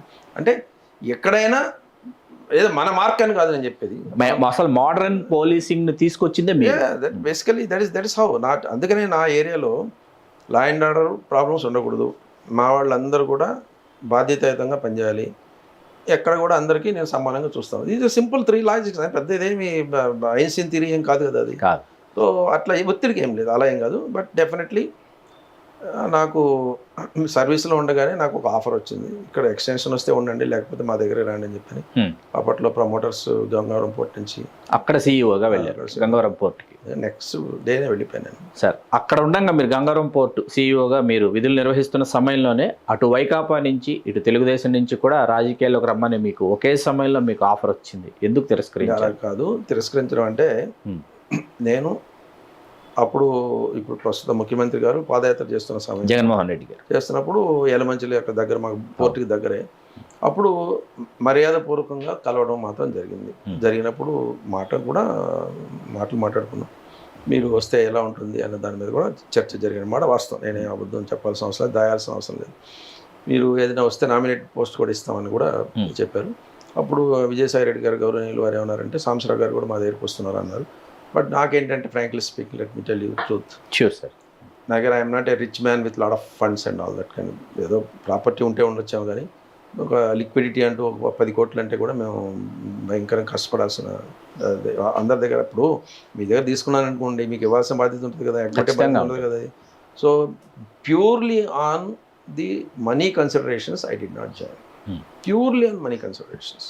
దేనికంటే ఆ తర్వాత అజయ్ కల్లాం గారు కూడా చెప్పారు, సంవత్సరం మేము అంతా వర్కౌట్ చేసాం అనకాపల్లికి అని చెప్పి అనుకున్నారు. కానీ నా వైపు నుంచి కూడా అంతా కొంత హెసిటేషన్ అన్నమాట వాస్తవం. అంటే ఏంటంటే వాళ్ళంతా వాళ్ళే అడిగినప్పుడు మనం పోవాలి ఆ టైంకి. తెలుసు అప్పట్లో ఫ్రాంక్లీ స్పీకింగ్, అప్పట్లో పాదయాత్ర చేసినప్పుడే తెలుసు వారు పవర్లోకి వస్తారని కూడా తెలుసు. ఇవన్నీ ఉన్నాయి. జగన్మోహన్ రెడ్డి గారు కూడా చాలా అంటే ఆప్యాయతతో చెప్పారు, సంవత్సరం గారు నిడబయలు ఓడిపోవడం బాగోదు, నామినేట్ పోస్ట్ తీసుకుని అన్నట్టుగా అన్నారు. సో ఏదైనా ultimately point is I was hesitant then and even the last elections purely on one consideration, money considerations, number 1. Number 2 ఏంటంటే నేనేంటో తెలిసిన తర్వాత నేను పోయి చేతులు కట్టుకొని నిలబట్టం అంటే నాకు వల్ల కాదు. ఎందుకంటే ఇక్కడ I also expect some minimum respect from the parties. ఆ విషయంలో both the parties they treated me well, I thank them. ముఖ్యంగా ఇప్పుడు అంటే 2019లోనే అడిగారు చంద్రబాబు నాయుడు గారు, అంటే అప్పుడు 1.5 అయిపోయింది కదా రిటైర్ అయిన తర్వాత. సంవత్సరాలు గారు ఎప్పుడు వస్తున్నారంటే yes sir please take charge, మీరు చార్జ్ చేసుకున్న తర్వాత వచ్చేస్తాను సార్ మీ దగ్గరికి అన్నాను. So basically I'm still bureaucratic mind ఉంటుంది మాకు, ఫ్రాంక్లీ స్పీకింగ్. తప్పకుండా సార్, అందరూ ఏబిసిడి అంటే ఆల్ఫాబెట్స్ అనుకుంటారు, మీరు దాన్ని సరికొత్తగా నిర్వచించారంటే ఏంటి సార్? అది నాకు ప్రతి ఒక్కళ్ళకి కర్ర పట్టుకొని లాఠీ పట్టుకొని పెత్తనం చలాయించడం చాలా ఇష్టం పోలీస్ డిపార్ట్మెంట్లో. ప్రతి ఒక్కడికి దాన్ని లా అండ్ ఆర్డర్ పోలీసింగ్ అంటాను. సిఐ పోలీస్ స్టేషన్, ఈ పోలీస్ స్టేషన్. క్రైమ్ చేయడానికి, క్రైమ్లో ఇన్వెస్టిగేట్ చేయడానికి పెద్ద ఆసక్తి చూపరు. కొంతమంది ఎక్స్పర్ట్స్ ఉంటారు అందులో క్రైమ్ సాల్వ్ చేయడానికి కొంతమంది ఎక్స్పర్ట్స్ ఉంటారు. వాళ్ళు ఎలాంటి ఎక్స్పర్ట్స్ అంటే వాళ్ళకి స్పెషల్ స్టేటస్ కూడా ఇస్తాం మేము. ఏంటంటే అరే చాలా బాగా చేశారు నువ్వు అని చెప్పని, అట్లా సత్య అని ఒక ఎస్పీ, మహబూబ్ ఎస్పీ ఉన్నప్పుడు అలా కొంతమందికి న్యాక్ అనమాట. కానీ నేను ఎందుకన్నా దాన్ని నమ్మేవాడు కాదు. ప్రతి ఒక్కళ్ళు న్యాక్ ఉంది, ప్రతి ఒక్కరు చేయగలడు, మనం దాన్ని కొంచెం ఎంకరేజ్ చేయాలి. క్రైమ్ బాగా డిటెక్ట్ చేసిన వాళ్ళకి మంచి రివార్డు ఇద్దాం. ఆ రివార్డు పేరు ఏం పెడదాం అన్న దగ్గరికి వచ్చేటప్పటికి షెర్లాక్ హోమ్స్ అవార్డు అని మేము అనుకున్నాం. షెర్లాక్ హోమ్స్ అంటే తెలుసు కదా, డిటెక్టివ్. కానీ ఎందుకని మనసులో చీకుమంది పోయి ఫారినర్ పేరు ఎందుకు, మంది ఎందుకు పెట్టకూడదు, మన దగ్గర ఎవరైనా ఉన్నారా అంటే నేను అంత పురాతన గ్రంథాల్లో అంత లేదు. సో డీజీపీగా ఉన్నప్పుడు మార్నింగ్ వాక్ చేస్తూ అప్పాలో కూడా వచ్చింది నాకు ఐడియా అనమాట, కంపల్సరీగా పెట్టాలి. మీరు అప్పాలో ఉన్నప్పుడు వచ్చింది ఐడియా వచ్చింది. సో దానికి సంబంధించి మేమేం చేసామంటే అప్పాలో ఉన్నప్పుడు best cases detected in each district 3 పంపించమనేవాడిని. అప్పుడు 13 జిల్లాలు ఉన్నాయి, చాలా జిల్లాలు ఉన్నాయి, 23 జిల్లాలు. 23 నుంచి 3 అంటే ఎంత 69 వచ్చాయి మనకి కేసెస్. ఆ బెస్ట్ కేసెస్ అన్ని పిల్లలకి చెప్పేవాళ్ళం, ఎస్ఐలకి వాళ్ళకి పాఠాలు. ఎస్ బెస్ట్ కేసు అంటే అందుకనే ఉంటుంది చెప్పండి. బెస్ట్ కేసు, వర్స్ట్ కేసు రెండు చెప్పేవాళ్ళం. ఓకే, ఇది కన్విక్ట్ అయిన కేసు అంటే బెస్ట్ కేసు, అంటే అంత దారుణమైన కేసు కూడా ఎక్విట్ అయిపోయిందంటే బ్యాడ్ కేసు. సో డీజీపీ ఇంట్లో తిరుగుతూ మార్నింగ్ 7 o'clock తిరుగుతూ ఉంటే అవార్డు అంటే క్రైమ్ అంటే ఇది బాగానే ఉంది, రిధం వస్తుందని award for best in crime detection, ABCD award for best in crime detection. Detection. So ABCD అవార్డులు పెడితే ఎంత సంతోషం అంటే ఇన్ఫ్యాక్ట్ 33 ఏళ్ల పోలీస్ సర్వీస్లో 2 incidents 2 things which I cannot forget అని అంటే సార్ వన్ ప్రొటెక్టింగ్ పెద్ద Kothapalli police station Mahbubnagar జిల్లా. అవును, అది అడగాలనుకున్నాను. Number 1 and number 2 ABCD award. ABCD మిగిలిందంతా కూడా అథారిటీతో నడిపించాను అంతే. Because see my point is simple, I'm a man with authority, legal authority. నాకు you have no right to create disturbances, that's it. నువ్వు వింటే విను, లేకపోతే enough experience I have got, that's my style. రారు ఎవరు రారు. అందుకే నా పేరే సాంబా నా ఊరే ఆంధ్ర అనేది చాలా నానుడి అది అంటే అది పోలీస్ సర్కిల్స్ లో. కాకపోయినా నేను ఈవెన్ ఎవరైనా ఇర్రెస్పెక్ట్ ద కాస్ట్, మీరు ముద్రగడ గురించి ఇందాక అడిగారు. అవును, అడిగాను. యాక్చువల్గా కూడా అయితే మందకృష్ణ గారు కూడా సేమ్, ఆయన ఉద్యమకారుడే కదా. బస్ తగలబెట్టారు మంగళగిరిలో. చంద్రబాబు నాయుడు గారు అడిగారు ఏంటయ్యా ఇలా అంటే, ఇన్ఫర్మేషన్ లేదా మీకు, ఇంటెలిజెన్స్ లేదా అని చెప్పాను. ఆయన మీద చాలా కేసులు మా వాళ్ళకి చెప్పాను, ఒకసారి ఇలా అవటం అంటే బాగోదు, మేబీ బస్సే తగలబెట్టి ఉండొచ్చు చెప్పాను. ఆయన మీద చాలా కేసులు ఉన్నాయి, రాష్ట్రంలో ఎక్కడ అడుగు పెట్టినా కానీ SPs are responsible to arrest him అని చెప్పి. దాంతో ఆయన కూడా కొంత వెనక్కి తగ్గారు. I don't have anything against him. నేను ఒకటే గుర్తుపెట్టుకోండి, I'm against anybody creating violence, that's it. అలాగే నడిపించారు. ఎస్ మొత్తం whatever you say that's the thing. Sir, మీ ఎంటైర్ కెరీర్లో మర్చిపోలేనటువంటి సంఘటనల్లో మహబూబ్ నగర్ జిల్లా పెద్ద కొత్తపల్లి సంఘటన సార్, అది వినాలండి సార్ మేము. అంటే ఏం లేదండి, ఏబి వెంకటేశ్వరరావు గారు వరంగల్లో ఉండేవారు, నేను మహబూబ్ నగర్. కరకగూడెం ఖమ్మంలో, సిరిపూర్ యు ఆదిలాబాద్లో police stations, Darakonda in Visakhapatnam రూరల్లో naxalites were running over the police stations. Okay, వాళ్ళు మేము పోయి వాళ్ళని పట్టుకునే బదులు వాళ్ళు మా దగ్గరికి వచ్చి చంపేయడం, ఇలాంటివి ఎదురుదాడు. సో ప్రతి జిల్లాలో జరుగుతుంది. వెంకటేశ్వర గారు నేను ఇద్దరు మాట్లాడుకునేవాళ్ళం. ఆయన సీనియర్ కాబట్టి నేను, సార్ ఏంటి సార్ మన ఇద్దరు జిల్లాల్లోనే ఏం జరగట్లేదు ఏంది అన్నాడు. నేను సరదాగా అన్నాను, నువ్వు వాళ్ళకి అల్లుడు కాదు, నేను అల్లుడు కాదు, it's just matter of time అన్నాను. మన టైం బాగుంది కాబట్టి జరగట్లేదు, మ్యాటర్ ఆఫ్ టైం. జరుగుతుంది ఎప్పుడైనా నువ్వు చూసుకుని, ఈ టర్మ్లోనో నా టర్మ్లోనో, లేదా మన ఇద్దరు వెళ్ళిపోయిన తర్వాత నేను చాయిస్ చేస్తాను, దట్స్ ఇట్. ఈ పెద్ద కొత్తపల్లి పోలీస్ స్టేషన్ సేఫ్ చేయడంలో ఒక ప్రధానమైన వ్యక్తి పేరు చెప్పాలి, ఏకే మోహంతి గారు అని ఐపీఎస్ ఆఫీసర్. ఆయన ట్రైనింగ్ అడిషనల్ డీజీగా ఉండేవారు. ఆయన ఎక్కడికైనా ఏ పోస్ట్ తీసుకున్నా దాంట్లో మీరు ఏమైనా చెప్పండి, దాంట్లో ఆయనకున్న బెస్ట్ ఇవ్వాల్సింది. ఎంత చెత్త పోస్ట్ అయినా కానీ, చెత్త పోస్ట్ అనకూడదు, రోడ్ సేఫ్టీ అథారిటీలో ఉన్న అథారిటీ అనే దాని మీద డిఫైన్ చేశారు ఆయన. సో ఆయన ట్రైనింగ్లో 5 సంవత్సరాలు కంప్లీట్ అయిన కానిస్టేబుల్స్కి ట్రైనింగ్ ఇవ్వండి, 10 సంవత్సరాలు అయిన వాళ్ళకి ట్రైనింగ్ ఇవ్వండి అని ఆయన మొదలుపెట్టారు. సీరియస్గా తీసుకున్నాను నేను. తీసుకొని ఎటువంటి ట్రైనింగ్ ఇచ్చానంటే, ఆయన నా జిల్లాకు వచ్చి సాంసరావు ఇలా ఉండాలా అని ఆయన ఎక్స్పెక్ట్ చేసిన ట్రైనింగ్ అంటే మెచ్చుకున్నారు. కానీ అప్పుడు ఆయనకి ఏం చెప్పారంటే, గ్రెనేట్ ఎలా విసరాలనేటువంటిది కూడా నేర్పించాం first time in the state. Grenade ఎలా విసరాలో పర్హాప్స్ ఇన్ ద కంట్రీ, భారతదేశంలోనే. భారతదేశంలోనే. కరెక్ట్ గుర్తుపెట్టుకోండి, సివిల్ పోలీస్ గ్రెనేట్ ఎలా విసరాలి. జనరల్గా సిఆర్పిఎఫ్ వాళ్ళు గ్రేహౌండ్స్ వాళ్ళు కూడా వాడతారు. సివిల్ పోలీస్ ఎలా వాడతారు, ఎందుకు వాడాలి? ఇది సివిల్ పోలీస్ కి ట్రైనింగ్ లో ఉండదు. No way. Maybe we are not suppose to use also, we are not suppose to use. కానీ ఎందుకు వచ్చిందంటే, నేను ఒక ఆర్మ్డ్ రిజర్వ్ ఒకసారి విజిట్కి పోయాను. ఏంట్రా బాబు ఇవేనంటే, సార్ ఇది డమ్మీ గ్రెనేడ్స్ సార్ అని చెప్పాను. గ్రెనేడ్స్ మనకెందుకు ఇచ్చారా అన్నాను. కాదు సార్, అన్ని జిల్లాలు సప్లై చేశారు, మనకు కూడా సప్లై చేస్తారు. దాన్ని ఏం చేయాలంటే ప్రైమ్ చేయటం అంటారు. ప్రైమ్ చేస్తేనే యూజ్ చేయొచ్చు దాన్ని. గ్రెనేడ్ ప్రైమ్ ఎలా చేయలేదు మాకు తెలియదు. అక్కడ ఎన్సీసీ ఆఫీసర్ ఒక ఆయన ఉన్నాడు, రిటైర్ అయిన తర్వాత మహబూబ్నగర్లో.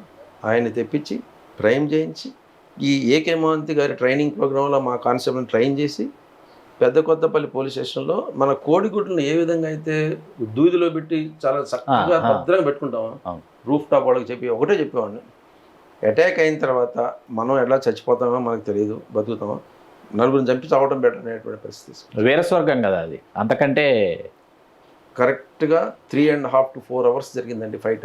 అది పెద్ద కొత్తపల్లి స్టేషన్. జయరాముడు గారు డిఐజీ, నేను ఎస్పీ. మేమిద్దరం రాత్రి 9-10-12 ఎప్పుడో పోయి అసలు ఎలా జరిగిందని చెప్పి దాన్ని విడదీయడానికి మాకు 4 గంటలు పట్టింది. అటువంటి ఎన్కౌంటర్ వాళ్ళ జంగ్ అని ఒక మ్యాగజైన్ ఉంటుంది వాళ్ళ, దాంట్లో కూడా రాసుకున్నారు, పెద్ద కొత్తపల్లి విఫలయత్నం అని చెప్పి. వాళ్ళు నక్సలైట్ ఒకరు చనిపోయారు, మా వెపన్స్ పోయినప్పటికి కూడా వీరోచితంగా పోట్లాడి, అది ఫస్ట్ టైం రిపల్స్ అనమాట. రిపల్స్ యాక్చువల్గా నేను ఓటీటీ ప్లాన్ చేస్తున్నాను. ఇన్ఫాక్ట్ మీకు ఇంట్రెస్ట్ ఉంటే చెప్పండి. తప్పకుండా నిజం ఓటీటీ నెక్స్ట్ చోటు రాశాను. ఓటీటీ సిరీస్ చేయొచ్చు తప్ప కాదు, చేద్దాం. ఎక్సలెంట్ సిరీస్ అది. అసలు దేనికంటే దాంట్లో భాస్కర్ అని ఒక ఎస్ఐ ఉన్నాడు, ఇప్పుడు కనపడే ఇప్పుడు శంషాబాద్ దగ్గర ఉంటాడు, అంటే ఏసీపీగా మొన్నటి వరకు. సో ఐ రిమెంబర్ పెద్ద కొత్తపల్లి పోలీస్ స్టేషన్ అనేటువంటిది నిలబడటం అనేది రాష్ట్రంలో ఫస్ట్ టైం.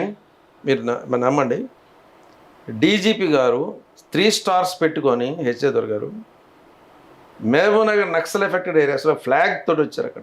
బా అంతకుముందు మేమంతా మీకు తెలియదు, దొంగలాగా వెళ్ళాం తెలుసు కదా మీకు, దొంగ నెంబర్లు అన్నీ అలాగే వెళ్ళాల్సిన పరిస్థితి కదా పరిస్థితి. అవును, నాకు ఎందుకు ముచ్చటేసిందంటే we have stamped our authority that here is the thing plus we can do it. So outstanding అంటే ఎలా జరిగిందంటే, మీరు ఇది మీ ఓటీటీ సిరీస్ కాబట్టి 5 నిమిషాలు కాదు అది. పక్కనే ఆదిరాల మైక్రోవేవ్ స్టేషన్ ఉంది. అక్కడ ఏం చెప్పానంటే సెట్లో కరెక్ట్గా ఈవినింగ్ 5 o'clock అయింది. నేను క్రైమ్ మీటింగు సెట్లో, సార్ పెద్ద Kothapalli police station under attack అని చెప్పి everybody is watching 4th district, నాకు అది సీనియర్ మోస్ట్ ఎస్పీ. నేను ఎలా చేస్తాడు ఇతను వచ్చేసాను క్వైట్గా తీసుకుని, Adirala micro station close your ranks, gold in support of the police station అని చెప్పాను. 4 కిలోమీటర్లు ఆదిరాల మైక్రో స్టేషన్ పోలా వాళ్ళు వెళ్ళలేదు.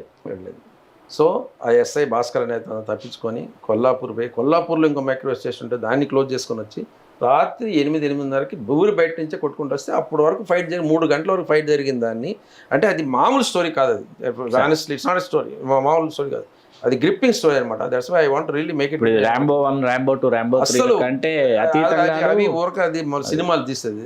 రాంబో 4 కాదు, 0 పెట్టి దీనికి కూడా అని చెప్తాను. Outstanding this thing. Good thing అయితే we never lost our lives. వాళ్ళు నక్సలైట్స్లో చనిపోయారు ఒకతను, వాళ్ళకి మా వెపన్స్ కూడా తీసిపోయారు మైక్ని. బట్ ఇట్ వాస్ అసలు ఏంటంటే అసలు అది యుద్ధం కాదు, సంథింగ్ డిఫరెంట్. నక్సలైట్స్ మా వాడు మాట్లాడుకుంటున్నారు పై నుంచి కింద నుంచి మళ్ళీ మాట్లాడుకుంటున్నారు. ఎందుకంటే ఒక నక్సలైట్ లోపల ఉండిపోయాడు, అవును, మా కానిస్టేబుల్ కూడా లోపల ఉండిపోయాడు. ఓకే, నక్సలైట్ బయటకు రావాలని మేము కలుస్తాం. అవును, అంతేగా, అవును, జనరల్. సో మావాడు బయట వాట్ ఎవర్ ఇట్ ఈస్. అందుకని ఏం చేయాలి, వాళ్ళు దాన్ని పేల్చాల్సి వచ్చింది, పోలీస్ స్టేషన్ పేల్చాల్సి. అందుకని ఇప్పుడు కూడా పెద్ద కొత్తపల్లి పోలీస్ స్టేషన్ వాళ్ళ లిటరేచర్లో చూస్తే one of the best repulsive attacks by the police, and I take pride in that honestly. దొరగారు కూడా వచ్చి nearly, if I'm right, that day he distributed close to 25 lakhs ఆ రోజు. సరే, ఏబి వెంకటేశ్వరరావు గారి ప్రస్తావన వచ్చింది కాబట్టి మన ఇంటర్వ్యూ పూర్తయ్యి ఎడిటింగ్ అయ్యి పబ్లిష్ అయ్యే టైంకి ఏబి వెంకటేశ్వరరావు గారి ఆ సంగతి ఏంటన్నది తేలిపోతుంది. అసలు ఎందుకు జరిగిందంటారు ఈ ఏబి వెంకటేశ్వరరావు గారి ఉదంతాన్ని మీరు ఎట్లా విశ్లేషిస్తారు? అంటే దురదృష్టకరం అండి. నేను కూడా ఏబి వెంకటేశ్వరరావు గారితో ఇజ్రాయెల్ పోయిన టీంలో ఉన్నాను. మీరు ఉన్నారా? చెప్పాను కదా, అక్కడ నుంచి డైరెక్ట్గా బిల్డింగ్, అవును, మన స్టేట్ హోమ్కి మన వెళ్ళారు, డీజీపీ ఆఫీస్. సో మేము ఇద్దరమైపోయాము. ఆ రోజున నిజంగా కూడా రామగూడ ఎన్కౌంటర్ అయిన తర్వాతను ముందును మా పోలీస్ స్టేషన్స్ని సేఫ్ గార్డ్ చేసుకోవడం అనేటువంటిది మాకు చాలా ముఖ్యం. వెంకటేశ్వరరావు ఎలా ఆలోచించడం వరంగల్లో, నేను కూడా మహబూబ్నగర్లో అదే ఆలోచించాను. ఒకటే గుర్తుపెట్టుకోండి, నక్సల్ ఇప్పుడు I'm very particular in my statements. చెప్పాను కదా, ప్రాజెక్ట్ కట్టడానికి 100 సంవత్సరాలు అవసరం లేదని చెప్పాను. ఇక్కడ కూడా ఒక చిన్న పాయింట్ చెప్తే చాలు. బెల్లంపల్లి ఏఎస్పీ ఉన్నప్పుడు ఆదిలాబాద్ నుంచి బెల్లంపల్లి వచ్చేటప్పుడు 3 hours నా రైట్ ఫింగరు ట్రిగ్గర్ మీదనే ఉండేది. అది మీ రివాల్వర్ కాదు, స్టన్ గన్ మీదే ఉండేది. దేనికంటే దానికి కారణం ఉంది. నక్సలైట్ అటాక్లో సేవ్ చేసుకోవడానికి, తిప్పికొట్టడానికి ఒకటే మార్గం ఉంది. ఒక లైన్, సెంటెన్స్, లైన్ కూడా కాదు అది, ఒక వర్డ్. అది సర్ప్రైజ్ ఎలిమెంట్ని తగ్గిస్తే సరిపోతుంది. Okay, surprise element. ఇప్పుడు మనం ఇక్కడ ఆరాంగా ఏం బాగున్నావా అని మాట్లాడుకుంటా, ఇక్కడ ఫైర్ వచ్చిన తర్వాత వెపన్ ఎక్కడ ఉందని చెప్పి తీసి అట్లా అవుట్ అయిపోయింది. క్లోజ్. అంటే సర్ప్రైజ్ లేకుండా ఉండాలి అంటే అలర్ట్గా ఉండాలి. మీరు ముందు అలర్ట్నెస్ రాత్రిపూట అలర్ట్నెస్ ఎలా వస్తుంది? దూరంగా ఉన్న వాడికి ఎలా వస్తుంది? వాడికి ఎక్కడో ఏదో కుక్కలను పెడతాం. విపి నాయర్ గారు అనే కుక్కలను పెంచమన్నారు. ఆయన కూడా మార్గమే, అది కూడా మార్గమే. ఆయన కూడా చీఫ్గా ఉండేవారు ఆయన. సో రకరకాల మెథడ్స్ అవలంబించినటువంటి స్టేట్మెంట్ ఉంది. ఆ ప్రాసెస్లో ఈ ఇజ్రాయెల్లో వాళ్ళు ఏరోస్టాట్స్ అని బాగా గాలిలోకి వదిలేవాళ్ళు. ఆ హైట్లో నుంచి కెమెరాస్ చూస్తుండేవి, అంత హైట్లో. ఎస్ అవుట్ స్టాండింగ్ కెమెరాస్ అవి, చాలా 30-40 కోట్లు ఒకటి. ఓకే, ఏరోస్టాట్ అని ఇట్ కెన్ మూవ్ ఒక ప్లేస్ ఒక ప్లేస్. సో అది ఏమవుతుంది, తిప్పుకోవచ్చు, 360 degrees తీసుకోవచ్చు. దూరంగా ఎవరైనా నక్సలైట్స్ వస్తుంటే, ఇప్పుడు కరకగూడెం యు, సిరిపూరు, కరకగూడెం, సిరిపూరు, దారకొండ, అనకాపల్లి ఇవన్నీ ఎందుకు పోయినాయండి పోలీస్ స్టేషన్స్? మన ఒరిస్సాలో అయితే ఆమ్ రిజర్వ్ని కొట్టారు. ఆమ్ రిజర్వ్ కొట్టారు ఒరిస్సాలో. Look at the thing. మన మీరు విశాఖపట్నం గ్రే హౌండ్స్ కనుక పోతే మీనా గారు అద్భుతంగా చేస్తున్నారు ఇప్పుడు. You can go and take what is greyhounds అని, చాలా మంచి కావాలని నేను చెప్తాను. తప్పకుండా అంటే we cannot expose the force house చెప్తాను, whatever it is based on the permission, basic based on the permission. Outstanding వాళ్ళు ప్రతి ఇన్సిడెంట్ని అనలైజ్ చేస్తున్నారు, చేసి ఇలా ఇప్పుడు Chhattisgarh is now taking upper hand, whatever it is. So ఈ aerostat ఉంటే మాకు దూరంగా ఉన్న కదలికలు కూడా కనిపిస్తాయి అన్న ఉద్దేశంతో మేము కొనడానికి పోయాం. అది కూడా it's a modern style. After all it's my job to protect my people. If I don't protect the police force, what for that, నువ్వు డీజీ ఎందుకు, స్టార్లు ఎందుకు, కార్లు ఎందుకు, కాన్వాయ్లు ఎందుకు? సో అందుకు కొనడానికి పోయాం. అది కొనలేదు, ఏం జరగలేదు. It's an unfortunate thing, more of you know beyond it. ఆయన తప్పు చేశాడా లేదా అన్నది మాత్రం నాకు మనసులో conscious clear, he did not make any mistake. Let me tell you. ఎందుకు సస్పెండ్ చేశారనేది ఆ సమాధానం మీకు వదిలేస్తాం. Okay, that much I can tell. Sir, ఇప్పుడు ఇవి కొంటె ప్రశ్నలు అనుకోండి, చిలిపి ప్రశ్నలు అనుకోండి, మీ నుంచి సమాధానాలు రాబట్టాలన్నది ఏ వయసులో అయినా చిలిపిగా ఉండటం మంచిది. సార్, ఇక్కడ ఒక మిరియాలపాలెం నుంచి ఒంగోలులో ఉన్నటువంటి ఒక ప్రాంతం అది. అక్కడి నుంచి ప్రారంభమైనటువంటి ఒక కుర్రాడుగా మీరు, అసలు అత్యున్నత విద్యావంతుడు మీరే మీ కుటుంబంలో నాకు తెలిసి. ఆ క్షణాలు మీకు గుర్తున్నాయా? మీ ఇంట్లో ఆ వాతావరణం గుర్తుందా? పరిపూర్ణంగా. Not a single incident I miss. It was a very small house, వెంకుటిల్లే. కానీ మా ఫాదర్ టీచరు, మా ఫాదర్ బడిలోనే చదివాను. అక్కడే చదువు మా దగ్గరే మున్సిపల్ స్కూల్ అది. మీరు 10th ఫస్ట్ పాస్ అయినటువంటి వారు మీరేనా? మా ఇంట్లో, మీ ఇంట్లో ఆ వీధిలో, మా మిర్యాలపాలెంలో.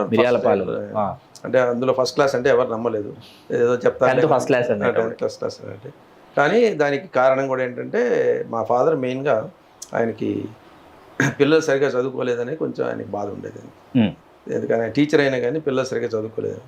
సో ఆ కోరిక అంతా ఆయనకి నా రూపంలో కొంచెం ఆయన కొంత సంతృప్తి కలిగి ఉండొచ్చు, డెఫినెట్ సంతృప్తి కలిగింది. బేసికల్గా ఏంటంటే 5వ తరగతి వరకు మా ఫాదర్ బడిలో చదువుకున్నాను. మా అమ్మ హోమ్ మేకర్, ఇంట్లో ఉండేది, చదువుకోలేదు కానీ. But she use to take care of us our family. 6th ఎక్కడ వేయాలి, 6వ తరగతి ఎక్కడి నుంచి 6వ తరగతి 10 వరకు ఎక్కడ చదివించాలి, that really turn my life actually. అక్కడి నుంచి టర్న్ అయింది.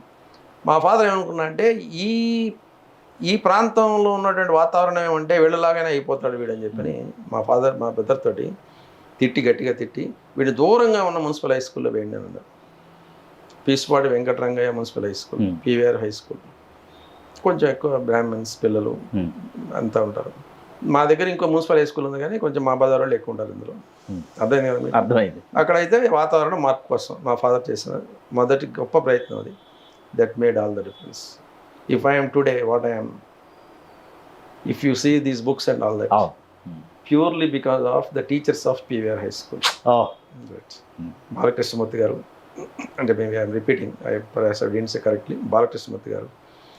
Every teacher in PVR High School I remember by name. డీజీపీగా ఉన్నప్పుడు కూడా కొప్పూల హనుమంతరావు గారు అని, కేకేఆర్ అని, వీళ్ళందరి దగ్గర పోయి కలిసి నమస్కారం. Even now I like to go to school.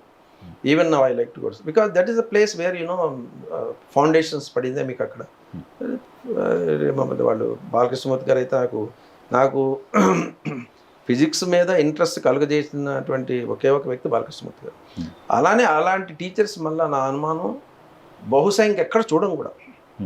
So ఆ ఇంట్రెస్ట్తోనే అప్పుడు సివిల్ సర్వీస్ రాద్దాం అనుకున్నా.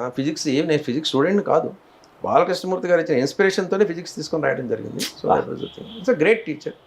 సో మాకు ఇవన్నీ వచ్చిన తర్వాత మా ఫాదర్ కూడా ఫుల్ సపోర్ట్ చేశారు. అప్పుడే రిటైర్ అయిపోయారు మా ఫాదర్. ఇంజనీరింగ్ చదువుతున్నప్పుడే మా ఫాదర్ రిటైర్ అయిపోయారు. మీ ఉన్నతి మీ నాన్నగారు చూసారా? I was DAG. ఆయన బతుకున్నప్పుడు ఐ వాజ్ డిఏజీ. సో 2000 వరకు ఆయన ఉన్నారు. 2000లో చనిపోయారు. Mother 2003. No, he has seen. He came to my place, my house. బెల్లంపల్లిలో మా ఇల్లు అటాక్ చేసినప్పుడు మీకు తెలియదు, మన ఇంటర్వ్యూలో చెప్పలేదు. Morning 4:30 my house was attacked in బెల్లంపల్లిలో. అప్పుడు మా ఫాదర్ ఉన్నాడు, మా ఇంట్లోనే ఉన్నాడు. భయపడిపోలేదు ఆయన? అంటే ఒకటే క్వశ్చన్ అక్కడ చెప్పాను కదా, అప్పటికే మనం baptised into anti naxalite work. Either ఇప్పుడు ఇంట్లో కూర్చుంటే లోపలికి వస్తారు వాళ్ళు. Better you go out and fire అని చెప్పని అక్కడే మా అడిషనల్ ఎస్పీ గారి ఇల్లు కూడా పక్కనే ఉండేది. అక్కడ వాళ్ళు ఒక 100 రౌండ్స్, మేము ఒక 100 రౌండ్స్ గాలిలో కాల్చేవాడు.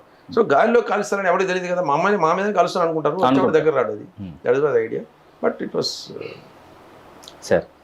సార్ తర్వాత ఒక్కసారిగా మళ్ళీ ప్రస్తుతానికి వస్తే మీ శ్రీమతి గారు ఇప్పుడు ఇంట్లో ఉన్నానని అనుకుంటాను నేను, ఆవిడకి టీ కలిపి ఇవ్వడం మీ చిరకాల వాంఛన, అంత క్రితం ఒకసారి మీరు చెప్పారు, టీ కలిపి ఇవ్వడం జరిగిందా?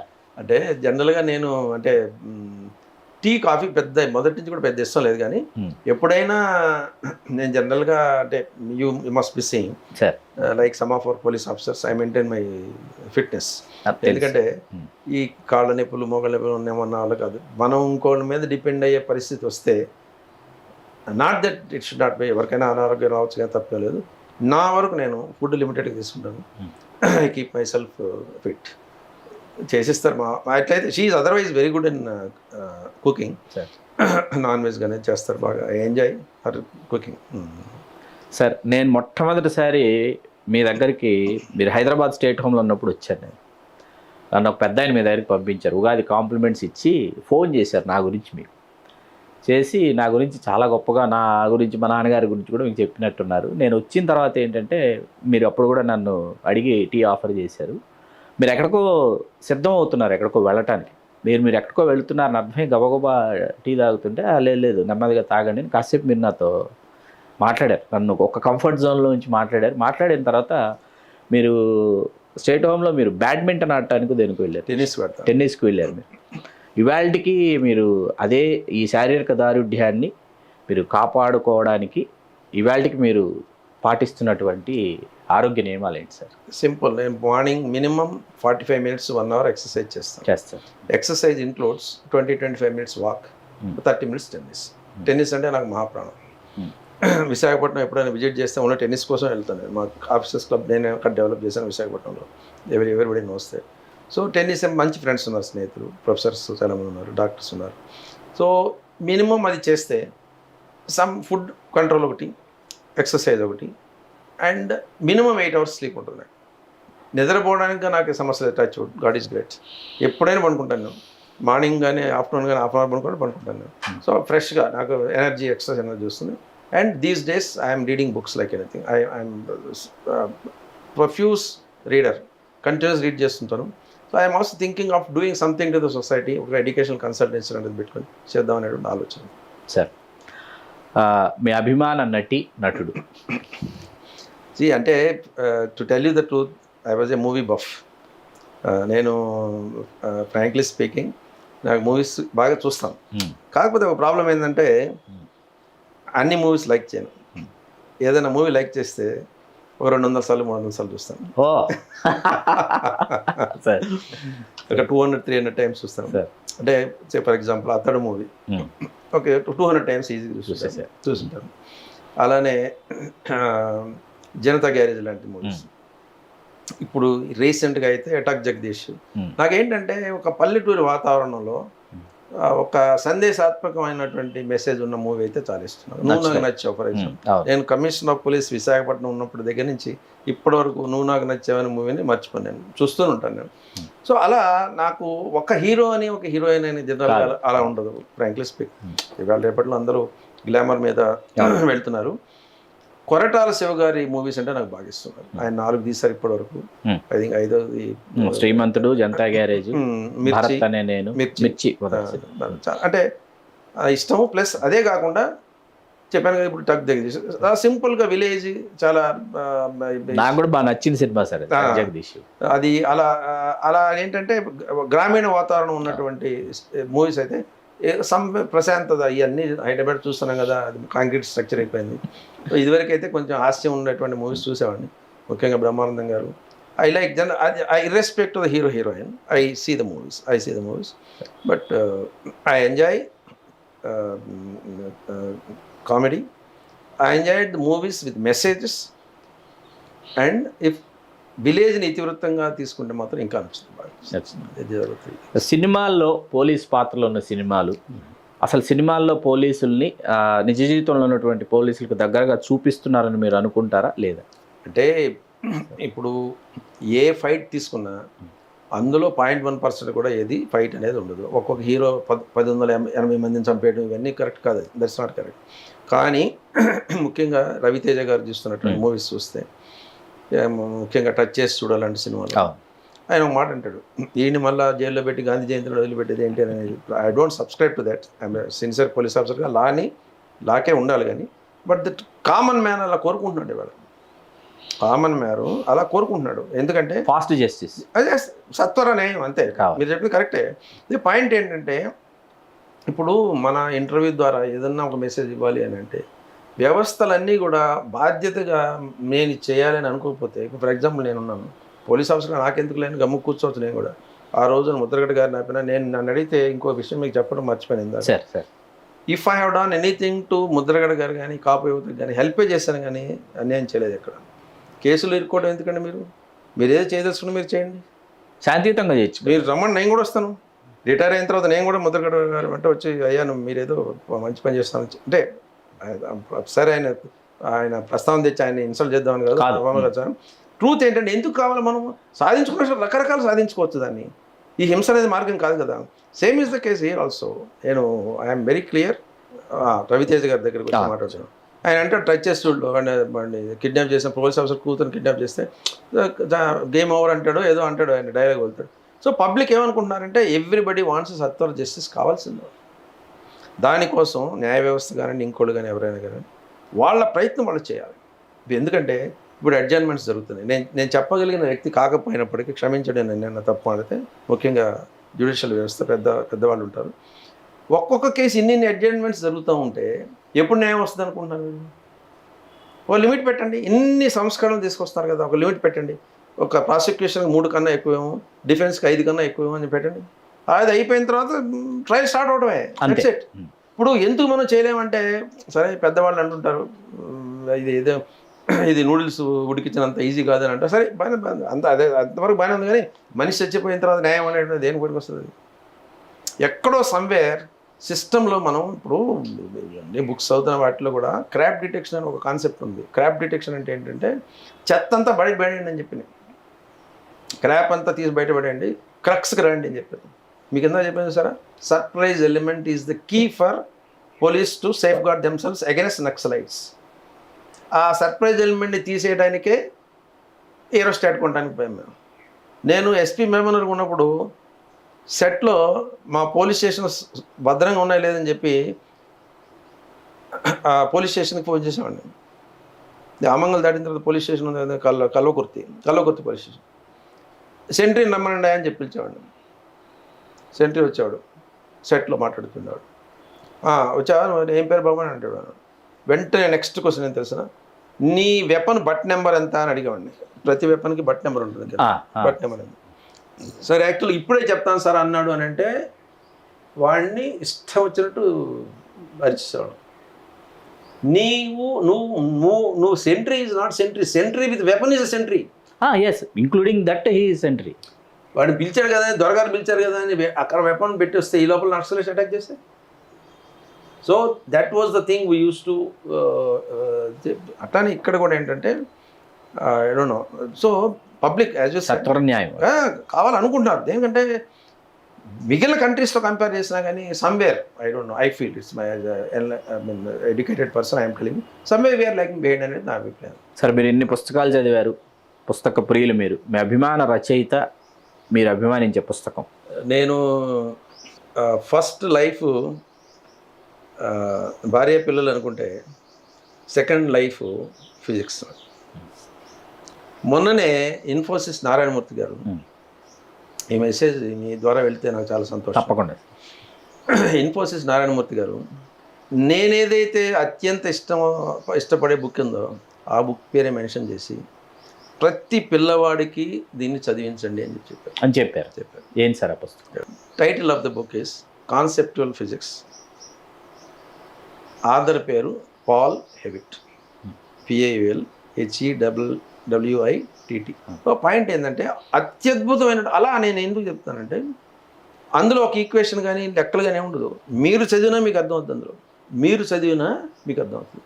సో మీరు చెప్పినట్టు అత్యంత ప్రియమైనటువంటి పుస్తకం అని అంటే ఫిజిక్స్లో conceptual physics written by Paul Hewitt. ఏ ఎడిషన్ వచ్చినా కొంటుంటాను నేను. 25,000 30,000 కొనేస్తారు. ఎస్, 25,000 30,000 ఇంటర్నేషనల్ ఎడిషన్స్ అంత కాస్ట్ ఉంటాయి ఒకసారి కొనేస్తాను. కొనటమే కాకుండా నేను ఇప్పటివరకు ఒక 4-5కి కొని ప్రజెంట్ చేశాను. అదే కాకుండా ఫ్రాంక్లీ స్పీకింగ్ నాకు టీచింగ్లో ఎందుకు ఇంట్రెస్ట్ అంటే మన కంట్రీలో వీడు ఇంటెలిజెంట్, వీడు హాఫ్ ఇంటెలిజెంట్, యావరేజ్, వీడు మొద్దు అనేటువంటిది నేను నమ్మను. I believe everybody is same. Only thing is మీరు ఒకసారి చదివితే ఏక సంతాగ్రాహి, నేను 4 సార్లు చదివితే అది వస్తున్నా కానీ దట్స్ ఇట్. ది క్వశ్చన్ ఏంటంటే కామన్ మ్యాన్, చిన్నపిల్లవాడో పూర్వ పిల్లవాడో లేకపోతే కింద స్థాయి వాడో ఎవడైనా పైకి రాలేకపోవడానికి కారణం ఏంటంటే వాడు ప్రయత్నం గట్టిగా చేయట్లేదు అంతే. That's all. సో ఈ బుక్ ఏంటంటే ఇలాంటి ఫిజిక్స్లో ఏదైతే చెప్పానో ప్రతి సబ్జెక్ట్లో అలాంటి బుక్స్ ఉన్నాయి, ప్రతి సబ్జెక్ట్లో ఉన్నాయి. Take economics, take mathematics, take what ever.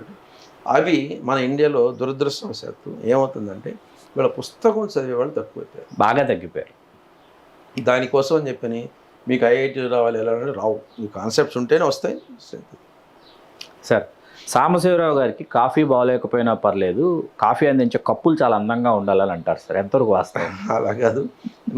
మా సీనియర్ ఆఫీసరు ఎస్వి రమణమూర్తి గారు ఉండేవారు కరీంనగర్లో. నేను ఎస్పీగా ఉన్నప్పుడు, నేను ఏఎస్పీ బెల్లంపల్లి. ఆయన రిక్రూట్మెంట్ అప్పుడు ఏదో నన్ను బోర్డు మెంబర్గా పిలిస్తే ఆయన అరగంటకి గంటకి ఒక కప్పు సర్వ్ చేస్తూ ఉండేవాడు. నేను అన్నాను, మీరు అడిగిన ప్రశ్న అన్నాను, సార్ మీరు ఇచ్చే డ్రింక్స్ కన్నా కప్పులు బాగున్నాయి సార్ అంటే, అంతా మేడం గారి అదని అభిరుచి. అంటే నేను అంటే neatness is not costly, it's a choice. అది ఖర్చుతో కూడుకున్నది కాదు నీట్నెస్ అనేది.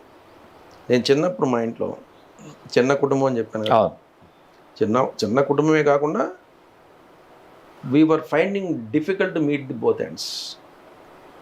ఉదయాన్నే మా అమ్మమ్మ ఇంట్లో దగ్గరే పోయి సజ్జనం తెచ్చుకున్నాను నేను. రాత్రిపూట ఎవరన్నా మా ఇంటికి చుట్టాలు వస్తే లోపల తిట్టుకునేవాడిని, ఎందుకంటే తెల్లారి పొద్దునకి సజ్జనం ఉండదని చెప్పని. అలాంటి దగ్గర నుంచి ఆ పరిస్థితులు పర్లేదు, it was not a bad thing. నేనే చీపురు పెట్టి చిమ్మేవాడిని. వాళ్ళ ఇష్టం కూడా చిమ్మంటున్నాను అప్పట్లో. ఎందుకంటే బేసిక్గా ఇప్పుడు బస్ స్టాండ్లో అలాంటి బాత్రూమ్ కట్టాలన్న ఐడియా ఎందుకు వస్తే చెప్పండి. అంతే కదా, పరిశుభ్రంగా ఉండాలి, మన పరిసరాలు బాగుంటుంది. ప్రతిరోజు మీరు పలానా అమెరికా ఎలా ఉంది, పలానా ఫ్రాన్స్ ఎలా ఉంది అనుకోవడమే కానీ, ఇప్పుడు ప్రధానమంత్రి మోడీ గారు గౌరవనీయులు గుజరాత్లో బస్ స్టేషన్లు, నేను ఎండిఆర్టీసీ కూడా పోయి చూసి వచ్చాను తెలుసా మీకు. బరోడా బస్ స్టేషన్ పోయి చూసి వచ్చాను. Yes, I vent.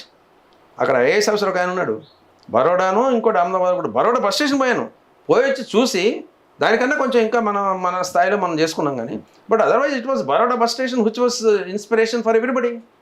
ఆయన పెద్ద ఆయన గౌరవనీయులు మోదీ గారు ఇక్కడ గుజరాత్ ముఖ్యమంత్రిగా ఉన్నప్పుడు. సో పాయింట్ ఏంటంటే ఈజీ అండి, it's very easy thing. Only thing we are unnecessary delaying and delay చేస్తున్నాం కానీ to make the country progress. ఇప్పుడు ఎనివే ఏదో ఎకానమీలో 5th పొజిషన్ అని అది రకరకాలు వస్తున్నాయి కానీ, బట్ ఈవెన్ దెన్ ఇన్ఈక్వాలిటీ అనేది తగ్గితే బాగుంటుంది. ఇన్ఈక్వాలిటీ అంటే రిచ్ మ్యాన్కి పూర్ మ్యాన్కి అసమానతలు అనేవి తగ్గాలి.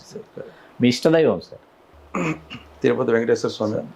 అందరూ ఉంగరం వేలుగు పెట్టుకుంటారు కదా ఉంగరాలు, మీరు చిటికిన వేలుగు పెట్టుకుంటారు. I don't no, maybe it was size ప్రత్యేకత కోసమా లేకపోతే ఏం కాదు, సైజు అంటే ఇప్పుడు పెట్టుకునేవాడిని తెలియదు. ఇక్కడికి దీనికి కూడా ఉండేది, రింగ్ ఫింగర్కి తాయెత్తు కూడా ఉండేది. ఇప్పుడు తీసేసాము సార్. తీరిక దొరికితే సాంబశివరావు గారు ఏం చేస్తుంటారు తీరిక వేళల్లో? అంటే చెప్పాను కదా, తీరిక దొరకదని తెలుసు. అలా ఏం కదా, these days I'm very free. చెప్పాను కదా, నేను I want start a small educational consultancy.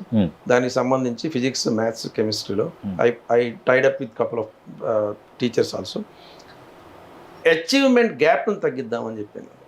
Achievement gap అంటే మీకు 100కి 100 రావచ్చు, నాకు 100కి 40 రావచ్చు. 40 వాడిని 80కి 90కి తీసుకుపోవాలనే ఉద్దేశంతో ఒక ఎస్ఓపి తయారు చేసాం, స్టాండర్డ్ ఆపరేటింగ్ ప్రొసీజర్.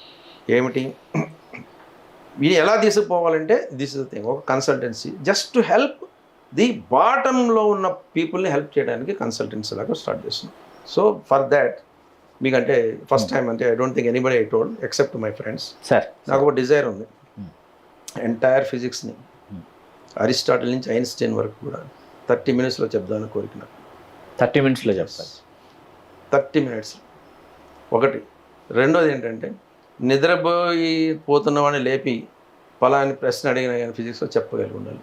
అందుకని ఈ మధ్యలో అంటే జస్ట్ లాస్ట్ 2-3 months నుంచి I'm seriously running through some of the best books in physics including the concept of physics.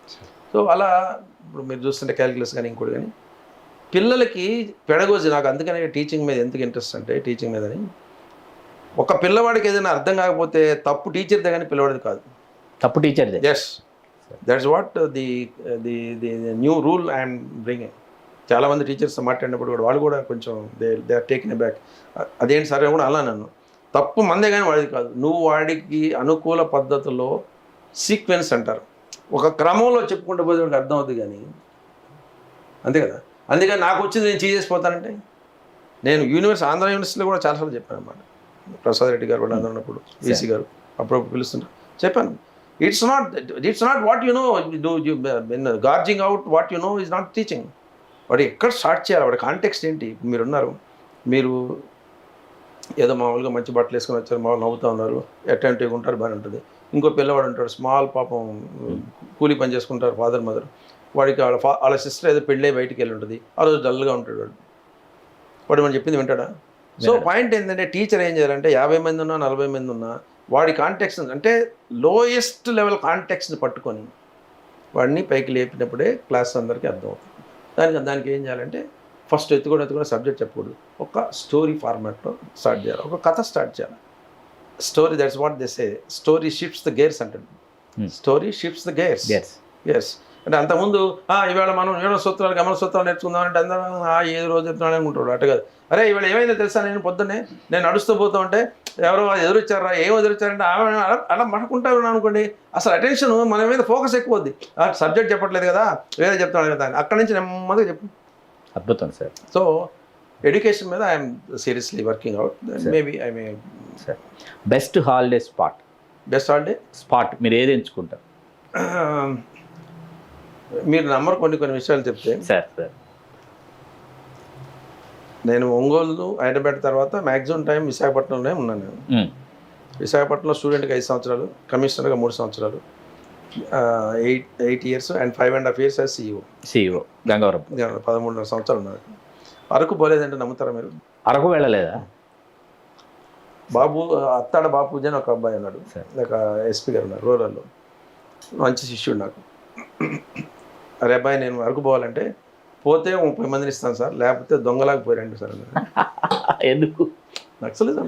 అదే అప్పుడు ఆ సమయంలో. So the price we have to pay for sudden positions. అంటే హెలికాప్టర్లో వెళ్ళాము, విరిసాగిపోయాము, రామోడ్ ఎన్కౌంటర్ చూసాము, అన్ని బాగానే ఉంది కానీ సో సమ్ టైమ్ అంటే నాకైతే ఆనెస్ట్లీ నేను I have been to US, England, Israel అన్నీ పోయాను. నాకు ఎందుకనో బీచ్ రిసార్ట్స్ అంటే ఇష్టం నాకు. Honestly I'm not. సింగపూర్ కూడా పోయాము, కౌలాలంపూర్ అంటే మలేషియా అవన్నీ పోయాం. కానీ I'm at to explore the world. Let me honestly confess, I'm at to explore the world. అంటే మా పిల్లలు విపరీతంగా ఫోర్స్ చేస్తుంటారు, daddy this is a time you should travel అని చెప్పని. Maybe from now onwards, maybe once in a year are 2 Europe ఇంకా చూడలేదు, Europe అలాంటి చూద్దాం, బాగా ఆస్ట్రేలియా పోయేస్తున్నా, ఇక్కడి నుంచి అయితే పోయేస్తాను. ఐ నీడ్ టు ట్రావెల్ అంటే ఎందుకంటే లైఫ్ రోజుగా అనిపించకూడదు. నచ్చే వెహికల్ సార్? నచ్చే వెహికల్ అంటే మీరు చెప్పేది మోటార్ ఇదా? మీరు అంటే మీరు యూజ్ చేయడానికి? I like Mercedes Benz. Sir gadgets? Gadget iPhone. Sir మీ అనుభవాలన్నింటినీ కూడా మీరు పుస్తక రూపంలో తీసుకురావాలని అనుకుంటున్నారని తెలిసింది. ఎప్పుడు ఎదురు చూడొచ్చు అంటే గ్రంథస్థం చేస్తున్నారు? చెప్పానంటే నేను ది డిజైర్ అని యాక్చువల్గా టైటిల్ కూడా పెట్టాను దానికి, బుక్కి ది డిజైర్ అని పెట్టాను. ఒక 6 to 7 chapters రాశాను.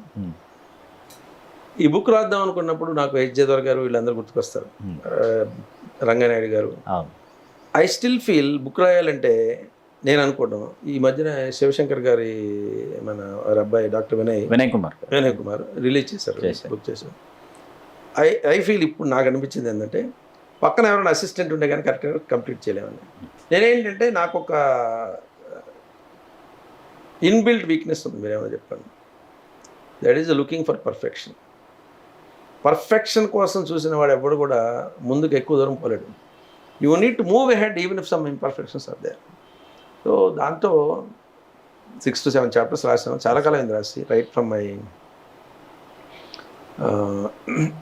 ఐఐటి కాన్పూర్ డేస్ నుంచి, సర్వీస్ దగ్గర నుంచి. అంటే బాగుంటుంది మీరు చెప్పినట్టు రాస్తే, but it may take some time. Really I can work it out. Maybe in years time I will. Sir, క్రియాశీలక రాజకీయాల్లోకి ప్రవేశించబోతున్నారు అని వినిపిస్తూ ఉంది, కానీ మీరేమో సున్నితంగా ఎప్పటికప్పుడు తిరస్కరిస్తూనే వచ్చారు. 2019 అయిపోయింది, 2024 అయిపోయింది. రానున్న రోజుల్లో సాంబశివరావు గారిని క్రియాశీలక రాజకీయాల్లో చూడొచ్చా? If my health permits, which right now I am absolutely okay, I really feel like entering into politics in the coming days. తప్పనిసరిగా. దేనికంటే మనం ఏదో దూరంగా ఉండి మనం మాట్లాడుకునే కన్నా go there inside and then ఇప్పుడు జేడీ గారు దిగారు. Irrespect of the result, try it out. Only thing is డెఫినెట్గా ఏదైనా పొలిటికల్ పార్టీ సపోర్ట్ ఉంటే క్యాడర్ ఉంటుంది, అంతా ఉంటుంది. కాబట్టి I feel like entering in politics in the coming days. Ongole నుంచే పోటీ చేస్తారు భవిష్యత్తు. ఒంగోలు అనేటప్పటికి ఏంటంటే, frankly speaking, it's a birth place. అక్కడ మనం ఆనెస్ట్లీ సర్వీస్ పరంగా అనండి, ఇంకోటి అనండి, అక్కడ ఎక్కువ కాలం లేవు మనం. ఎక్కువ ఏదన్నా ఉన్నామంటే విశాఖపట్నం లాంటి ప్లేస్, లేదు అంటే మీరు చెప్పినట్టు ఒంగోలు అయినా. సో మెయిన్లీ ఫ్రెండ్స్ కానివ్వండి, విశాఖపట్నంలో అయితే 80% మంది నన్ను గుర్తుపడతారు. అంటే పేరు చెప్పకపోయినా సార్ బాగున్నారు అని అడుగుతారు, అంతా చేస్తారు ఎక్కువ మంది. So either Visakhapatnam or maybe any other place. Maybe రాబోయే రోజుల్లో ఛాన్సెస్ ఆర్ మోర్. అవి తెలుగు రాజ్యం ప్రేక్షకులకి గౌరవనీయులు శ్రీ నండూరు సాంబశివరావు గారు, ఐపీఎస్ రిటైర్డ్, వారి అంతరంగ ఆవిష్కారాన్ని మనకు అందించారు. ఈ అంతరంగ ఆవిష్కారం మిమ్మల్ని ఎంతగానో అలరించిందని ఆశిస్తూ మీ చిల్లగట్టు శ్రీకాంత్. చాలా సంతోషం సార్. థ్యాంక్ యూ అండి. Please do subscribe to Telugu Rajyam channel. Please do subscribe to Telugu Rajyam channel. Please do subscribe to Telugu రాజ్యం ఛానల్. హాయ్ అండి, నేను మీ ఆర్పీని, నెల్లూరు పెద్దారెడ్డి చేపల పులుసు ఓనర్ని. మీరు తెలుగు రాజ్యం అనే ఈ యూట్యూబ్ ఛానల్ సబ్స్క్రైబ్ చేసుకుని మంచి మంచి వీడియోలతో వస్తారు. Thank you so much. Hi people, I'm Sonakshi Verma and you please watch Telugu Rajyam and please subscribe to the channel.